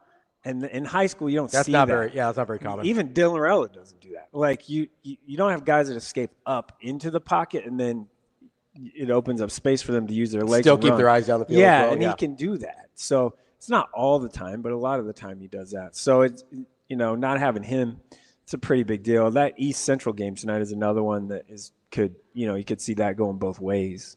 So this is the time. How does Omaha North bounce back from a pretty, bad loss, right? Like, frankly, they shouldn't have lost to Southwest and gave up touchdown, 2-point onside, or they gave up a touchdown, an onside, a touchdown, and a 2-point, like to end the game. Yeah, like that's in high school. That's no, they do get a really good player back. I mean, who? Sticks comes back. Oh, does he? Oh, okay. I thought. Okay, that would help. Yeah. Well, listen, I don't want to speak out of pocket, but yeah, I think he didn't play last week. Okay, so that I think that's a massive. I mean, we're talking the best, one of the best players in the state for sure, and depends on who you ask. He's the most important to their team. How tough do you think the Mr. Football vote will be? Oh, from the finalists, pretty tough. I mean, so Mr. Football. Hang on. Who do you think the best player in the state is? Oh gosh. I mean, there's easy answers if you want to go like a Jet Tamala or somebody. I mean, I think he's certainly got an argument. Like that's the headliner for me. Career work, yeah. Yeah, kind of a career achievement thing almost, and he hasn't done anything to dissuade you from that vote. But there's probably some really good players that I'm not thinking of that are deserving as well. I mean, I don't know. Who are you thinking? It's just going to be a hard vote. Yeah, it is. So the finalists, I don't know if Michael sent an email out to media, but the finalists so there's a committee of people who Damon and I are on the committee, Jacob's on the committee, a couple other people. I'm not going to share their business. So we had a call the other day and broke down, the four names were very much so, yep. And that was Jet Tamala, Tate Jenkins, Darian Jones. Who was the fourth one? Those were the three that were. Where's JP? Very it was clear. surefire. Everybody. Yeah, everyone was like, yeah, those are the four without a question. So, gosh, why can I not think of it? I got it right. Me neither, because I was like, okay. Kip Brigham. Oh, yeah. From Water. He was the other guy. Like, that was the. Now, that's the one I should have known. Yeah, that was the. That was like a slam dunk. That like he's really. If you're going to talk about like an all three phases of the game guy, like the Darian Jones argument is pretty strong. It's gonna be an interesting vote. And then we ended up with it was Kip Brigham, Tate Jenkins, Darian Jones, Michael Knutson, who leads the state in passing for Gretna. He's had a hell of a year, and then Jaden Succo and Jet Tamala, because Succo is a two-way guy. Succo also is like basically their whole offense at Elkhorn South. Yeah. So. And he's at 1,400 yards and 21 touchdowns, has 26 tackles. Ravi famously was trying to scare me because he had watched Elkhorn South the week before, so he was steady texting me that Sutko on his 28, 29, 30. He's like, I don't know, DB, this guy's big. He's single-handedly willing these guys. Yeah, Seems like he's getting stronger. Yeah, he's. I was like, well aware, he's pretty good. He's pretty. Just start trucking, dude, in the fourth quarter. I think is that Bellevue West? Bellevue West led that whole game, and then Jalen Succo was like, "Nope." Yeah, and that's something Bellevue West. Shout out Suave. I was like, it's too bad Will Anderson's out tonight for Bellevue West. Yeah, because just from a career standpoint, but like, does that make them a little more dynamic? Yeah, they have, as Ravi can attest, they have stressed us. Yeah, who do you? Because you don't want to chase ghosts because you only have so much week time for preparation. but you do need to be prepared. So they have. But who's playing quarterback? I was saying you also know. have like no idea what you're gonna get. You don't. right? Yeah, you don't know prepared which one for of the three. We prepared for 3. Yeah, you have no idea. Wildcat, no wild. Like we'll see. And the last time they played you was 29-21. I mean, it was really That was close. pretty tough. So, Yeah. it was. We got it was whipped on the tough. perimeter, so we got to make sure that doesn't happen again. Yeah. Well, one of those guys might be playing quarterback. So Yeah, whipped on the perimeter. You need me to talk to one of your guys on the perimeter? No, they heard They are not talking to me right now. Well, that'd be weird because one lives in your house. He So seems you like probably need to talk to him. He seems like the one most likely not to be talking to you. I mean, knowing Micah, like he seems like the one most likely to be like, no, I'm not talking to you right now. Well, if you listened earlier this morning, Caleb doesn't like you either. So That doesn't like him, just didn't want to talk to him. Didn't There's a share a lot of difference. information. are you in that phase of like don't want to like your kids don't want to talk to you now? They're getting that old? Are yours already that old? Nah, my kids just don't want me to like give them a hug or anything. Well, my oldest is very like, don't touch me. And I'm like, yo, you're 9. Chill out. That's about I used to wipe your ass. Calm down.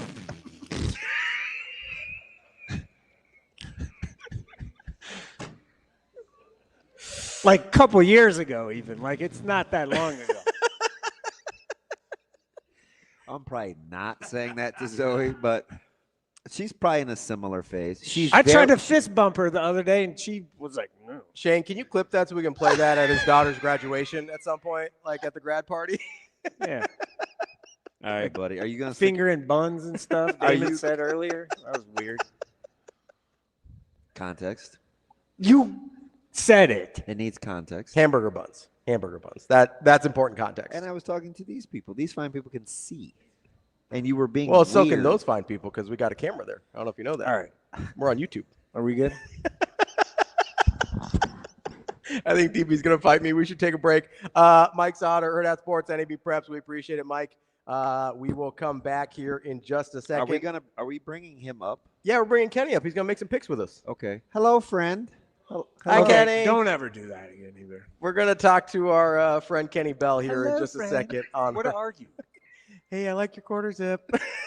It's Hurrdat Sports Live.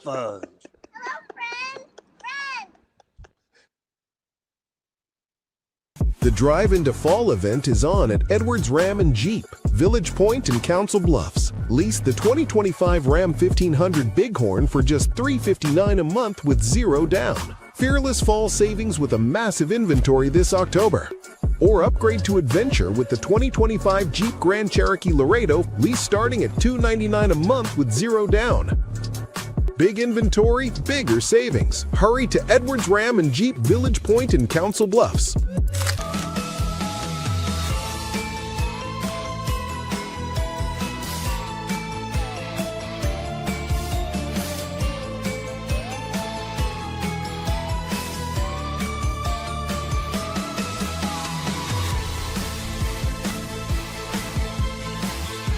I mean, I think the three-point shooting obviously is a huge one. Like, we shot, I don't know what the number was, but 40-plus threes in the last game. And that's not something we would do in the last couple of years, obviously. But I also think this team's going to have to find our identity defensively. And when things, like Coach has said a million times, when things don't go in, we're going to have to be a team that gets stops and that manufactures stops on the other end. And then that can lead us into transition to get us some easy baskets. So I think it all starts on the defensive side of the ball for us because we know our offense will come along at some point. Yeah, I mean, I think it's just we really talk about we don't need to take a tough shot at the rim because oftentimes that leads to you falling down and the other team going in transition. So if we can, pass up a contested layup, which is the least efficient shot in basketball, one of the least efficient shots, to get an open three, like we absolutely love that, right? We have shooters all over the place that are more than capable to knock down shots.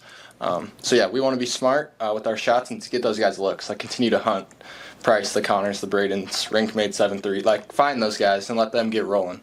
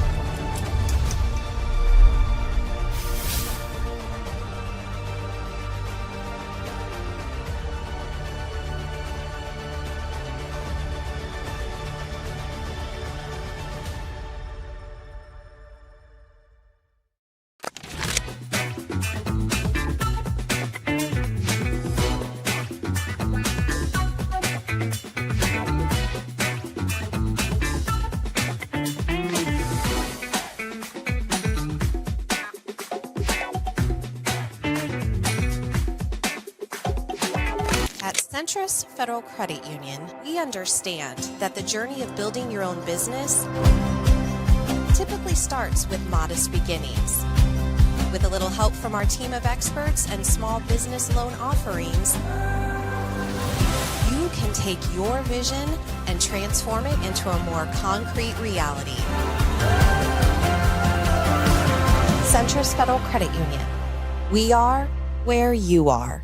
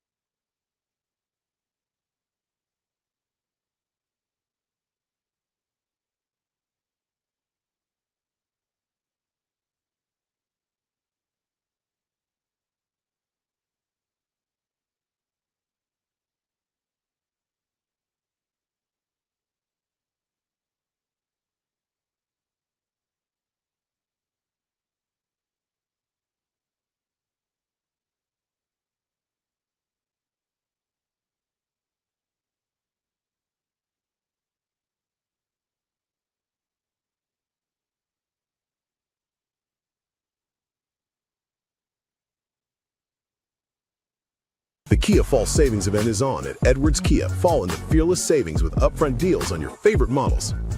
Lease a 2025 Kia Soul LX starting at $189 per month for 24 months with $2,000 due at signing. Style, efficiency, and a price that moves you. Smart looks, fearless savings. Or lease the 2025 Kia Carnival EX starting at $389 per month for 24 months with $2,000 due at signing. Comfort and tech made for every family adventure. Hurry, the Kia Fall Savings Event ends November 3rd at Edwards Kia.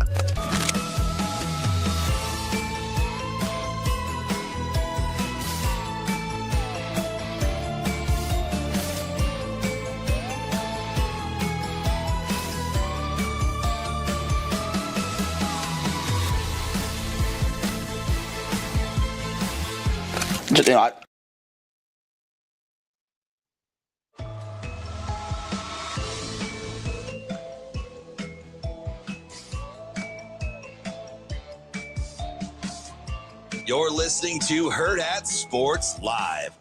It's been a great week. It's been freezing cold, and we've been outside the whole time, and the guys have attacked it and embraced it. Sometimes I think people think well, Coach, you're from the north. We're all just this cold, but the guys are showing toughness and resilience, and they've worked on their fundamentals and techniques. As you get late in the year, there's a great guy. If you guys don't follow Dan Casey, Coach Dan Casey on Twitter, you should. He's one of the best people in terms of football follows. And he had a great thing about reteaching scheme, reteaching fundamentals. I keep talking to our guys about don't let the creep come in of you're just used to be like this low and now you're a little bit higher because you're tired late in the year. And I feel like the guys have embraced this week of just getting back to fundamentals. You're playing a team this week coming off a bye, so you're a little banged up. They're fresh. You better be dialed in, and they've been dialed in all week.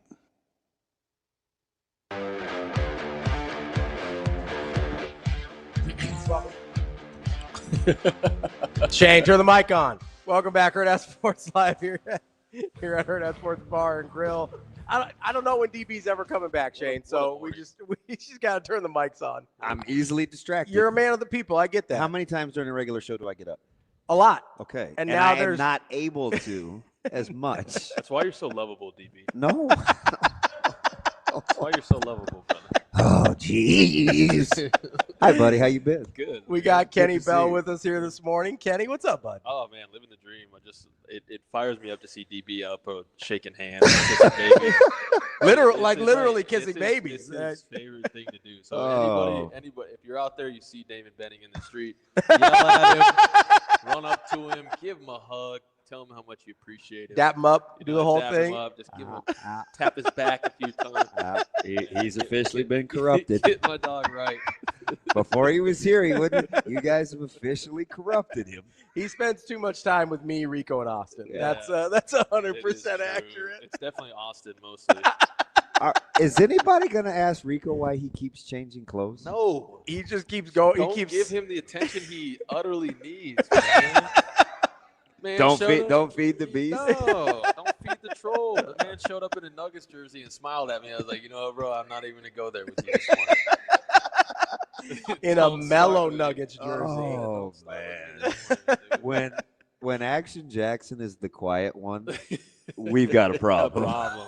And it's dangerous because you know that means he's doing something on the internet. Look at him. And then he's the victim. I'm working. He's like, why do I always get blamed for things? You're blaming me. Oh, he's got a little Sautter syndrome. Yeah, exactly, bro. They should share a townhome together, bro. I swear to God. Martyr Squad. Yep. Not murder, martyr. The Martyr And Squad. then, you know, Do you sort of- know how much I Do you know how hard they work? Bro. It's like, all right, man. Just take it easy. I know you work hard. It's the only mean thing I've ever said about you, Action Jackson. You were doing. Every single week. Just yesterday, we were in the office, and Austin's like, "You've had a beef with me all week. Why are you being nice today?" It's like, come on, brother. He can't even take it when people are nice to him. It's like, come on, man. I'm nice to Austin all the time. We're just joking with you, Austin. Love you. I was the first one to call you smart. So The first one ever. His whole life. remember when he would like fact find in like milliseconds? That's true. He's a much better Googler than I am. Oh, you're horrible. I will say he's great at his job. Yeah. Yeah, terrific. They're both Great terrific his at their job. And he You don't want the pity now, do you? Yeah. I wouldn't either. They were mean early. They got stay the course. All right. Stay the course. Never mind. You suck at everything. I don't know what You know he doesn't have a problem. If you're not going to take it when I actually am being nice, then I'll go back to being mean. That's my Oh, you think it's hard for me to tell where I think the line is. You have a hard time saying where the line is. Interesting. We all love you. I wonder what the office would feel who has the hard time seeing where the line is. Do we think we could have a He poll? said, like, he goes, no more. Oh, We brought okay. the So office up and he cut us off. maybe outside a public forum, Austin has a hard time. Oh, yeah, it's time. The line. Oh, you're talking about those lines. It's time for Bet On It, brought to you by Warhorse Sportsbook, the best place in Nebraska. Place your sports bets. Kenny, we've got some good ones this weekend. Yeah, I'm excited. The slate isn't quite what it was 3 or 4 weeks ago. It's not bad though. But it's not It's bad at all. You know, Yeah. would have been better if Penn State didn't completely wet themselves this season. Man, I'm not going to go there with the Nittany Lions because I got a lot of respect for them. I really do. But yeah, it's been disappointing because I thought. So where we're at right now as our team, like, right, we're going into USC, and we used to dream at times like this, right? Mhm. Like it's November and we're about to play big time football. We're talking college football playoff elimination games. So like, let's not forget Big time helmet game. Yeah, I mean, like these are times that we used to in the past years that we really dreamt about. So I'm excited about that. It's a couple tricky low-key tell-all games, though. You know, like that are kind of under the radar. Like I'm looking at Vandy, Texas, or quietly Arizona State, Iowa State. That's a good one. That's a good one. I haven't gotten to look at where Iowa State is standing after they lost to Colorado. So, like they're 5-3. They got the bad loss. I mean, they were -4 in turnovers a week ago to BYU. You had a chance to win that game at home. They kind of laid an egg, but BYU I think is pretty good. They are pretty I think good. the Cougars are pretty good. Yeah, so I think Utah. I think all those schools in Utah. Yeah. You think Utah wants a mulligan? On BYU? Yeah. 100%. Absolutely. They got their teeth kicked. I think they really want a mulligan on Texas Tech. I think that's what I was going to say. I think they want the Red Raiders again more so. That one makes less sense to me than BYU, the way that played out. I do think that line in Iowa State, Arizona State is super interesting, though, because 7.5 for the way that Iowa State's Is it in field. Is Yeah, it in it's in Ames? Ames. Oh, that's why. But 7.5 feels a little large. I don't know if it's in Ames. I agree. I think it's big for a reason. Yeah, Okay. I think it's big for a reason. Yeah. All right, so you both taking Iowa State there. I'd take Iowa State. I mean, no peer pressure here or anything. I love Matt. I love Matt Campbell though, so it does not. It's not a big. I'm taking the clones on that. And I'm taking Diego Pavia over the long. Oh, in Texas? Yeah, Texas too. So- In Texas's house. I say this. I Steve say this Sarkisian's every dinner week. At some point, I'm going to run out of luck. I always say Vegas hasn't caught up with Vandy. I take Vandy every week, and they just keep covering. I can't believe Texas is a favorite. Who would have thought that college football would be better with Vanderbilt being there? And I don't mean that as disrespect to Vandy, because I am a fan. No, but I'm a homer because my buddy's son plays for him, so I've been there a few times. Yeah. And I kind of know what Clark Lee's about because he hired my guy Dan Jackson, who's over at SDSU, South Dakota State now. So I'm familiar, but Pavia, he's a perfect example of when culture meets game changer. So Pavia has found a way that Clark Lee was already kind of setting the culture. Yeah. There's a way he wants to play. He's real process oriented. I mean, you think Coach Rhule is right about the process. Clark Lee is, he's a saying a day, a quote a day, the theme for the week. Like, he's that guy. Right. And you get a guy like Pavia who can kind of buck the system. Yeah. And when everything goes wrong, he'll just make a play. Yeah. It's like a nice.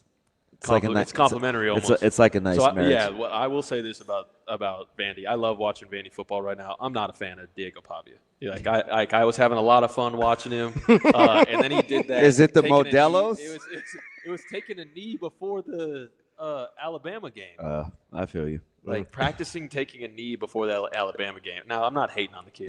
He's a phenomenal player, right? Like, kind of funny. I like it. He's way more your personality than he is. So I was gonna say, that kind of made me like him more. Again, I'm not saying I shouldn't say I dislike him. What I should say, that made me not as much of a fan. Yeah. But it is fun to watch Vandy football, and I am cheering for those guys. Can I slide in a sneaky one? I know you have your slate. The number seems weird. Yeah. Indiana goes to Maryland. It's a decent number. What would you make Indiana as a fave? I'd probably put it 10.5. What would you make Indiana as a fave? I'm not gonna look at it. I would say 17.5. It's 21. Oof. Does that seem right? No. Seems a little. But seems also, a little I never doubt Vegas. You said 10.5. My jaw almost dropped. I'd make that about 30. I'd make it. God, I think I'd make it like 28. Yeah. Yeah. 21 doesn't seem like enough. Wow. Well, there you go. If you hammering if you need a Signetti? hammer today. But like the way that I think is that number's not high enough. So I think a lot of people will take Maryland because they think it's lower for a reason. Oh. You know what number I don't think's high enough? You probably have to take Maryland. 21 is not crazy. Man, that number should be make it 100. Oh my God. All right. You know what number I don't think's high enough? I'm not saying. Hey, I'm not. I mean, I saw 21 and I was like, that's it. Knowing Signetti, he's gonna win by 60. But like, yeah, I forgot it is Signetti. Yeah, He's like really it's November ball in the Big Ten. He'll just hammer somebody. He's gonna try and hammer somebody. You want Bizarro World? We do we have mental coaches that come in a couple times a week for weeks that talk about the theme. This week, the video is about this guy that wins these walks in Franklin, Tennessee. It's just about outlasting your opponent and whatever. But the clip that they used from the coach was Coach Signetti from when he was at Indiana IUP. Google me. IUP. He's the exact same guy that he is today. But isn't that beautiful though? I got to give him a little credit there. He had a full head of hair, this buzz cut, and I was like, oh my God, he's saying the same thing in 2025 that he was saying at IUP. Like, isn't that and he was saying the same. Exactly what you want out of your head, man. So everybody else is jacked and encouraged. It's me and Burke Brown, who's Chris Brown's son, former guy, and we're like, God, this guy sucks. This Why dude. is he? Oh, God. Why are they using him as a motivational speaker? I felt so petty. Anybody but Six. But yeah, he's the exact Same guy as he was at IUP. It's about the only thing I can respect I feel about like him. a lot of those old school coaches are like that, man. Like not much is changing those guys. Yeah. Like if they're he's true, still like, talking they're about real, like, effort, toughness, and repeatable, Yeah. doing the same thing day in, day out. in, Like that's real toughness. I mean, Can we you could- do the same thing every single day? Yeah. Or are you going to do the same thing every day and expect different results? Yeah. Because that's the definition of insanity. Mm. You know, these quotes from football coaches really stick with you. Can I? I'll let you guys do your thing. What Can else I you do- got? Can I do another one that I think's kind of off the radar? Yeah. What would you have made Texas Tech going to Manhattan? Ooh, I don't know what to do with Kansas State at Me all neither. this After year. watching after watching last week's Number Jayhawks 13 and ranked Texas Tech going to Manhattan. watching the Jayhawks 7-1, 4-4. 13.5. No more. I don't know what to do with Kansas State. I have no idea. After watching them last week against Kansas in the rain, Yeah. you don't know what to do with them. No, I don't. Because they've had some. I mean, they've been rough this year. I would put that. I like 21 at that one. 20 and a half. It's 7. You're 7. Well, hey, this is why I'm not a professional, ladies and gentlemen, because I say all these things and watch how close these lines are. Texas Tech is a 7-point favorite. Jump on K-State immediately. Because they're telling you. Yep. They're telling you. You said double digits. You said Yeah. double digits. Vegas says 7. So the free world will hammer the Red Raiders, and K-State will laugh all the way to the bank. I mentally. Damn, I feel like such a pleb. Like I mentally adjusted it down because I knew you wouldn't be asking unless it was a weird line. So I was like, normally I'd probably make that 17.5. I'm going to bump it down to 13.5 and then 7. 7. What are we doing? I can't feel more out of touch than I do get right the now. Morton thing and the ACL, but 7. You know what number doesn't seem right to me? Is the Penn State-Ohio State game. It's not enough, right? It's not enough. Is it in Happy Valley? No, it's in Columbus. And It's come down 2 points since yesterday. The poor Nittany Lions are really on the green mile this year, aren't they? What would you make the line? Why are you doing this to me? Look, you see how he grabbed my boy? He's like, hey, watch this. Because he's seen guys it. saw that? He's Hey, watch seen this, it. watch this. That's why I didn't ask him. You wanna see He's it? not good at this either. You want to see a I'm dead terrible body? at this.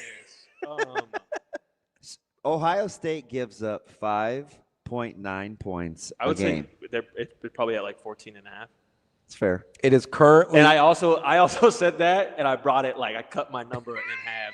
Knowing You that I wanted to say wanted 28? I wanted to say like 20. So it was 21 at one point. It was. I It's was gonna say like 24, but then I was like, bring it way down. It's 18.5 now. It was 20.5 yesterday. I don't know how Penn State's going to score. Like Penn State may not with their offense. with their offense and with against Ohio State. That's fair. There's one in every crowd. They may Iowa this thing and get a defensive score or something. But like Ohio State, you mentioned 5.9 points per game. Penn State cannot score, especially now. I have no idea how this isn't like at least 24, 28 points. Seems low. I have no idea how Penn State's going to score. None at all. I do this at I do this every week, Mhm. like, and I look at these lines, and I'm just like, oh yeah, no way, and then every single week they prove. You want another doozy? Let's do it. What would K-Bell's booking house make the number 18 Oklahoma Sooners Killing you, man. on Killing me. on the road with the Tennessee I was Volunteers? gonna say they play at Tennessee, don't they? Yep. Yeah. It's a 6:30 kick In Knoxville, night game. I think are they doing a blackout this week too, or was that last week? Did I miss? Tennessee. Is orange the new black? It is blackout. I can't remember if that was this week or next week, It's but they have always pretty. They have pretty sweet blackout jerseys. My dude. Give me 7.5. It is Tennessee 3.5. Really? Seems low, doesn't it? It does seem low. It does seem low. Oklahoma was piss poor against Ole Miss. They were. I don't think they've looked good all year. Offensively, it's been a struggle since Mateer's come back. Yeah. But it doesn't seem like enough. For the record, this is what I thought Mateer might have been at the start of the season, and he made me look stupid, and now I look smart again. I wouldn't go that far. I was like, well, who said that? DJ Lagway and Arch Manning said that. That's all I'm saying. I'm going to give you the other crazy number. There's of the another week. number here that I don't like at all. Go ahead. Cincinnati, Utah. It's double digits. Is it? Utah's a 10.5-point favorite in that game. Oh, I'm hammering the Bearcats on that. Cincinnati's good, Cincinnati's man. a good ball club. Fudge. No, my dog's like, nah. You can say no. Give me your opinion. What do you like? It's Yeah. at Utah, and it is a night game. It's in Salt Lake. It's a night game. 10.5 seems big, 10.5 man. is- Dude, Cincinnati's good. Cincinnati's a good ball club. Utah did look really good last week. Listen, I love Utah. I don't know. Utah's been looking We don't know if Dampier's playing. The true freshman looked pretty good, but I don't know if Dampier's playing. That number seems big. I feel like it especially for November. I don't. Sorsby's I'd lay the 10.5. I'd take Utah. You would? Because it seems too big, so you're going the other way? Yep. Yeah. That's what How are you going to give me 10? You're really blowing my mind here, DB. So the way he does it is if he has a number in mind what he thinks it should be. If Vegas, I just see how far off it is. If Vegas is way off from that, he still assumes Vegas knows, and goes with that. Yeah. You remind me of one of my boys that's like, you know what?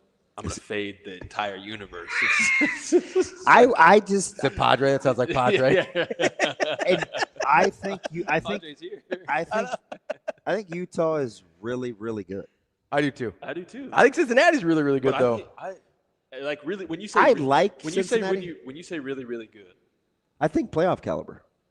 Now playoff caliber because now I believe that we could be a playoff caliber team. So when you say really, really good, you mean like they're getting a home game and they're going to win, and we're looking at them like into the Final Four teams. I don't know if Utah can get a home game, but I think with their losses, I could see them.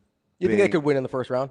Yeah, I could see them being in the top 12. You think they could knock off a Bama or a? I do actually. Okay. Yeah. I actually think Bama might be Bama's deficient. Bama's defensive efficiencies, they're not good enough defensively. I would say yet. they actually could be a problem for Bama. Like it's funny you say Bama because that's a weird matchup for Bama. I think last week at Now South Bama Carolina, could score on the free world. Yeah, I think last week at South Carolina they had some exposure on the defensive side for Bama. And they didn't play well. Like they won with their C+ game, and Simpson's a pup. Yeah, but you gotta win some late of those. in the year. You're playing I get SEC it. football. Right? Like What's your finding a way to 70%? win What's your 70%? On the road? Like, Are you buying the? You want to know? Go ahead. I was gonna say you want to know a number that makes 0 sense whatsoever because I don't think they're good. Florida's only a 7.5-point dog to Georgia. Florida's rivalry. Florida defensively is outstanding. You get inside their analytics. It's and honestly, Georgia's Florida's been hit and miss. Hey Shane, incredibly underrated team this year, especially with how their schedule lines up. In my opinion. Oh, I didn't know their we had defense is- SEC honk quality loss guy over here. Like I'm a Gators fan. Knock it off. Oh, we got Brian Edwards over here. I didn't know he had. What I'm saying is that the Florida Gators are having a very tough year with the most difficult college football schedule. Period. No one has played more difficult games than Florida. No one's schedule lines up like Florida's. Period. End of story. What I am saying is they have a good defense. Could they beat Georgia? I don't think so.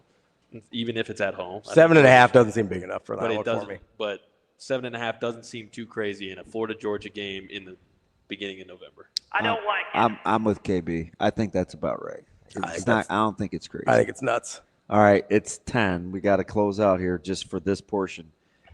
We like the 4.5, 5 SC Nebraska. I think it's too many. I like that it came down, but I would have made it. She asked me on Monday. I would have made it 4. I'd have made SC minus the 4. I mean, I got Nebraska winning the ball game, so I'll take the 3 points. Yeah, I mean, I think it's exactly where it needs to be. 5? Yeah. 4.5, 5? I understand the line. I And don't think it's off. I but want the Skurs so bad. I believe that we can win, but like these kind of games are a little bit foreign to us right now. Like I said earlier, like November games that are really, really important, we haven't played in a long time. So I think testing our mettle on this Saturday is going to be huge. I will say this because I just get a temperament of how they practice. If they win this game, all bets are off for this football team. Yeah, I agree with that. They will take the heck off. I agree with that. This is such a culture defining and year defining. But in the same vein, KB, you kind of know, I don't think it doesn't kill them either if they lose. I agree with that too. I think if they win, they're so kind of surly and kind of pissy but they're just emotionally immature enough where they just need a nudge. Yep. DB, you know this, how that works, like where you got a culture and a team that is ready to take that next step, and when they don't, it doesn't murder their confidence or their energy. I think we experienced this with Michigan early in the year, and I said this when we lost to Michigan. I was their resiliency is pretty good. Yeah, it was like that football game wasn't going to make or break our year, right? We need to go out here and handle our business so then we can get into SC and Penn State, and that's when we get to really figure out who we are. If you ask me if I think preparation, like scheme, I feel like they know exactly who USC is. Yeah. Now, what their job has got to be is to understand situational football and what to take away. Yeah. Right? It's counter, it's RPO, it's screen game. Yeah. Right? You know what's going to be a big difference maker? Mike Eckler, special teams. God, don't get me fired up right now because I know we're trying to wrap it up, but honestly, my guy loves that. Can I just share this story? The greatest dude. So I get there on Friday or whatever day, Wednesday, and I don't know what my mood is. I'm kind of like, what am I doing here? I don't know. I probably look lost. I don't know. And I'm kind of by myself. It's just me and Foreman walked off. Yeah. He went to go help Coach Darlington. And so I'm kind of standing over there, and Eckler he just jogs over. I'm like, am I ready for this? Am I not ready for this? I'm just being honest. I'm like, he goes, look, man, I got to tell you this story. You know how, is this not his delivery? He's like out of breath all the time. It's like, and he was sprinting because they announced, they said, hey, players on Coach Rhule, players only on Coach Rhule. Yeah. I'm like, why do they keep announcing where everybody's going at what time? But then I just got it. I was like, oh, like these guys are like, what's next? Move fast, move next, what's fast. It's kind of cool. And it lets you know where you need to be. You'll never have palms up guy like, where are we going? Defending the school. Yeah, get your ass over there. So he's kind of jogging over, and he's like, man, I got to tell you this story. He's like, man, he goes, first of all, man, it's good to see you, man. How you been? I was like, I'm good. It's, I really appreciate you, dude, man. He goes, I got to tell you, man, about your son. He's like, he's one of the best special teams players in the country, man. And I'm not just saying that because, it's fine. Like, you did your thing, and I know you're up there in the whatever. And I'm like, oh, my God, is he just buttering my bread? Like, what are you doing? This is exactly what I'm thinking. Like, what are you doing? He goes, he goes, I'm telling you. Like, you look at Kenny's return, and, he's like out there caking guys. And he goes, I got to tell you this story. So they had been running. This is totally Eckler. They had been running boundary field returns. We set it up this way to track boundary field. Yep. So I go to Branch and Benning. I go, hey, do you guys want to flip responsibilities? Because this is what I think they're doing. What they're doing.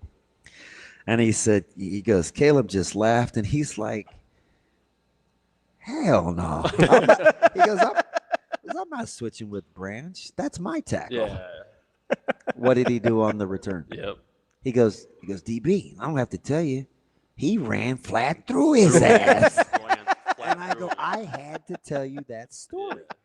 So I'm like, my mood changes. I'm like, oh, man, I needed that. You know? But then the whole interview, the rules thing happened, and the day is long. And so I texted him last night, 9:50. I'm like, hey, this is going to sound weird. I get it. You're a glass half full guy. Some people, they take that for granted. I just want to let you know, you never know who needs encouragement. Man, made my day. That's what I told him. This dude's, he's art emoji. Yeah. So I think I'm in. Yeah. I'm all in, man. It's just like he cracks me up. He's one of my favorite coaches. I asked the question the other day. Do you think it's his personality that's been the catalyst for this, or the actual special teams play? I think both. I think a big catalyst, right, is bringing that punter in. Arts? Yeah, bringing Archie in. This is back in like February. I ran into Eckler, and he's like, KB, wait till you see the guy I got coming in. He's Australian. He's kicking both ways. I was like, we talking about a punter coach in February? First of all, how's he still yoked? Because he's Eckler, man. Like, he was stacked when we were in school. Like, always has been, always will be. Like, that dude you look in the weight room, in the staff weight room, that dude would be in there banging. bro. Calm down. We're in the tree of trust, right? Yeah. He gave me a hug, and I feel what I'm working with. It feels like and a little, he patted me, and I Yeah. staggered. Bro, that's why. What I do that night? Yeah. You're like, damn, I gotta. Bro, that's why Coach Rhule. You see the video of Coach Rhule, like when Coach Eckler gets fired up, Coach Rhule He's like, hey, oh, bro, like, no, chill. Hogerson's the one that's afraid. I understand, bro. Because like I'm like, he had for knocked me, Dane on his I boomer. I want to be on that sideline. Like I want to be getting fired up with Eckler, but you have to come correct because he will put you like if he. I was like, he's going into players 250. Just, like, bro, all right, and sir. You don't think I didn't see Foreman look at me like, Yeah. man, are you that light in the britches? I knew that's what Jay was Kinda thinking. dude slaps you in the back of the Yeah, shoulder. I And, was- like, you grab you. Like I kind of staggered. I was like, I went and got my little 10-pound dumbbells, and I was like, the missus are like, what are you doing down there? Nothing. Got the Rocky music playing. Doing curls in the 100% true story. I was like, right. that is not happening to me again. And it was just a little like, I was like, ooh, yeah, bricked. All right, here we go. Let's call it Nebraska USC. 31-28. I'll take the Huskers. 31-27 Skurs. I got 27-21 Nebraska. You've logged on to the Homer Network. There we go. That's Bet On It, brought to you by Warhorse Sportsbook, the best place in Nebraska to place your sports bets. Make sure you download the app as well. Kenny, thanks for joining us, bud. You're the man. Thank you, bro. Thank you to everybody that came out here. If you're still here, we got something a little special for you coming up next. Off air, members only. That's DB. I'm Gonna Ravi need your Lulla. help. We get to breaking down plays, man. Let me know. Let's talk ball. I'd love to. That's Hurrdat Sports Live. We'll see you on Monday. Thanks, guys.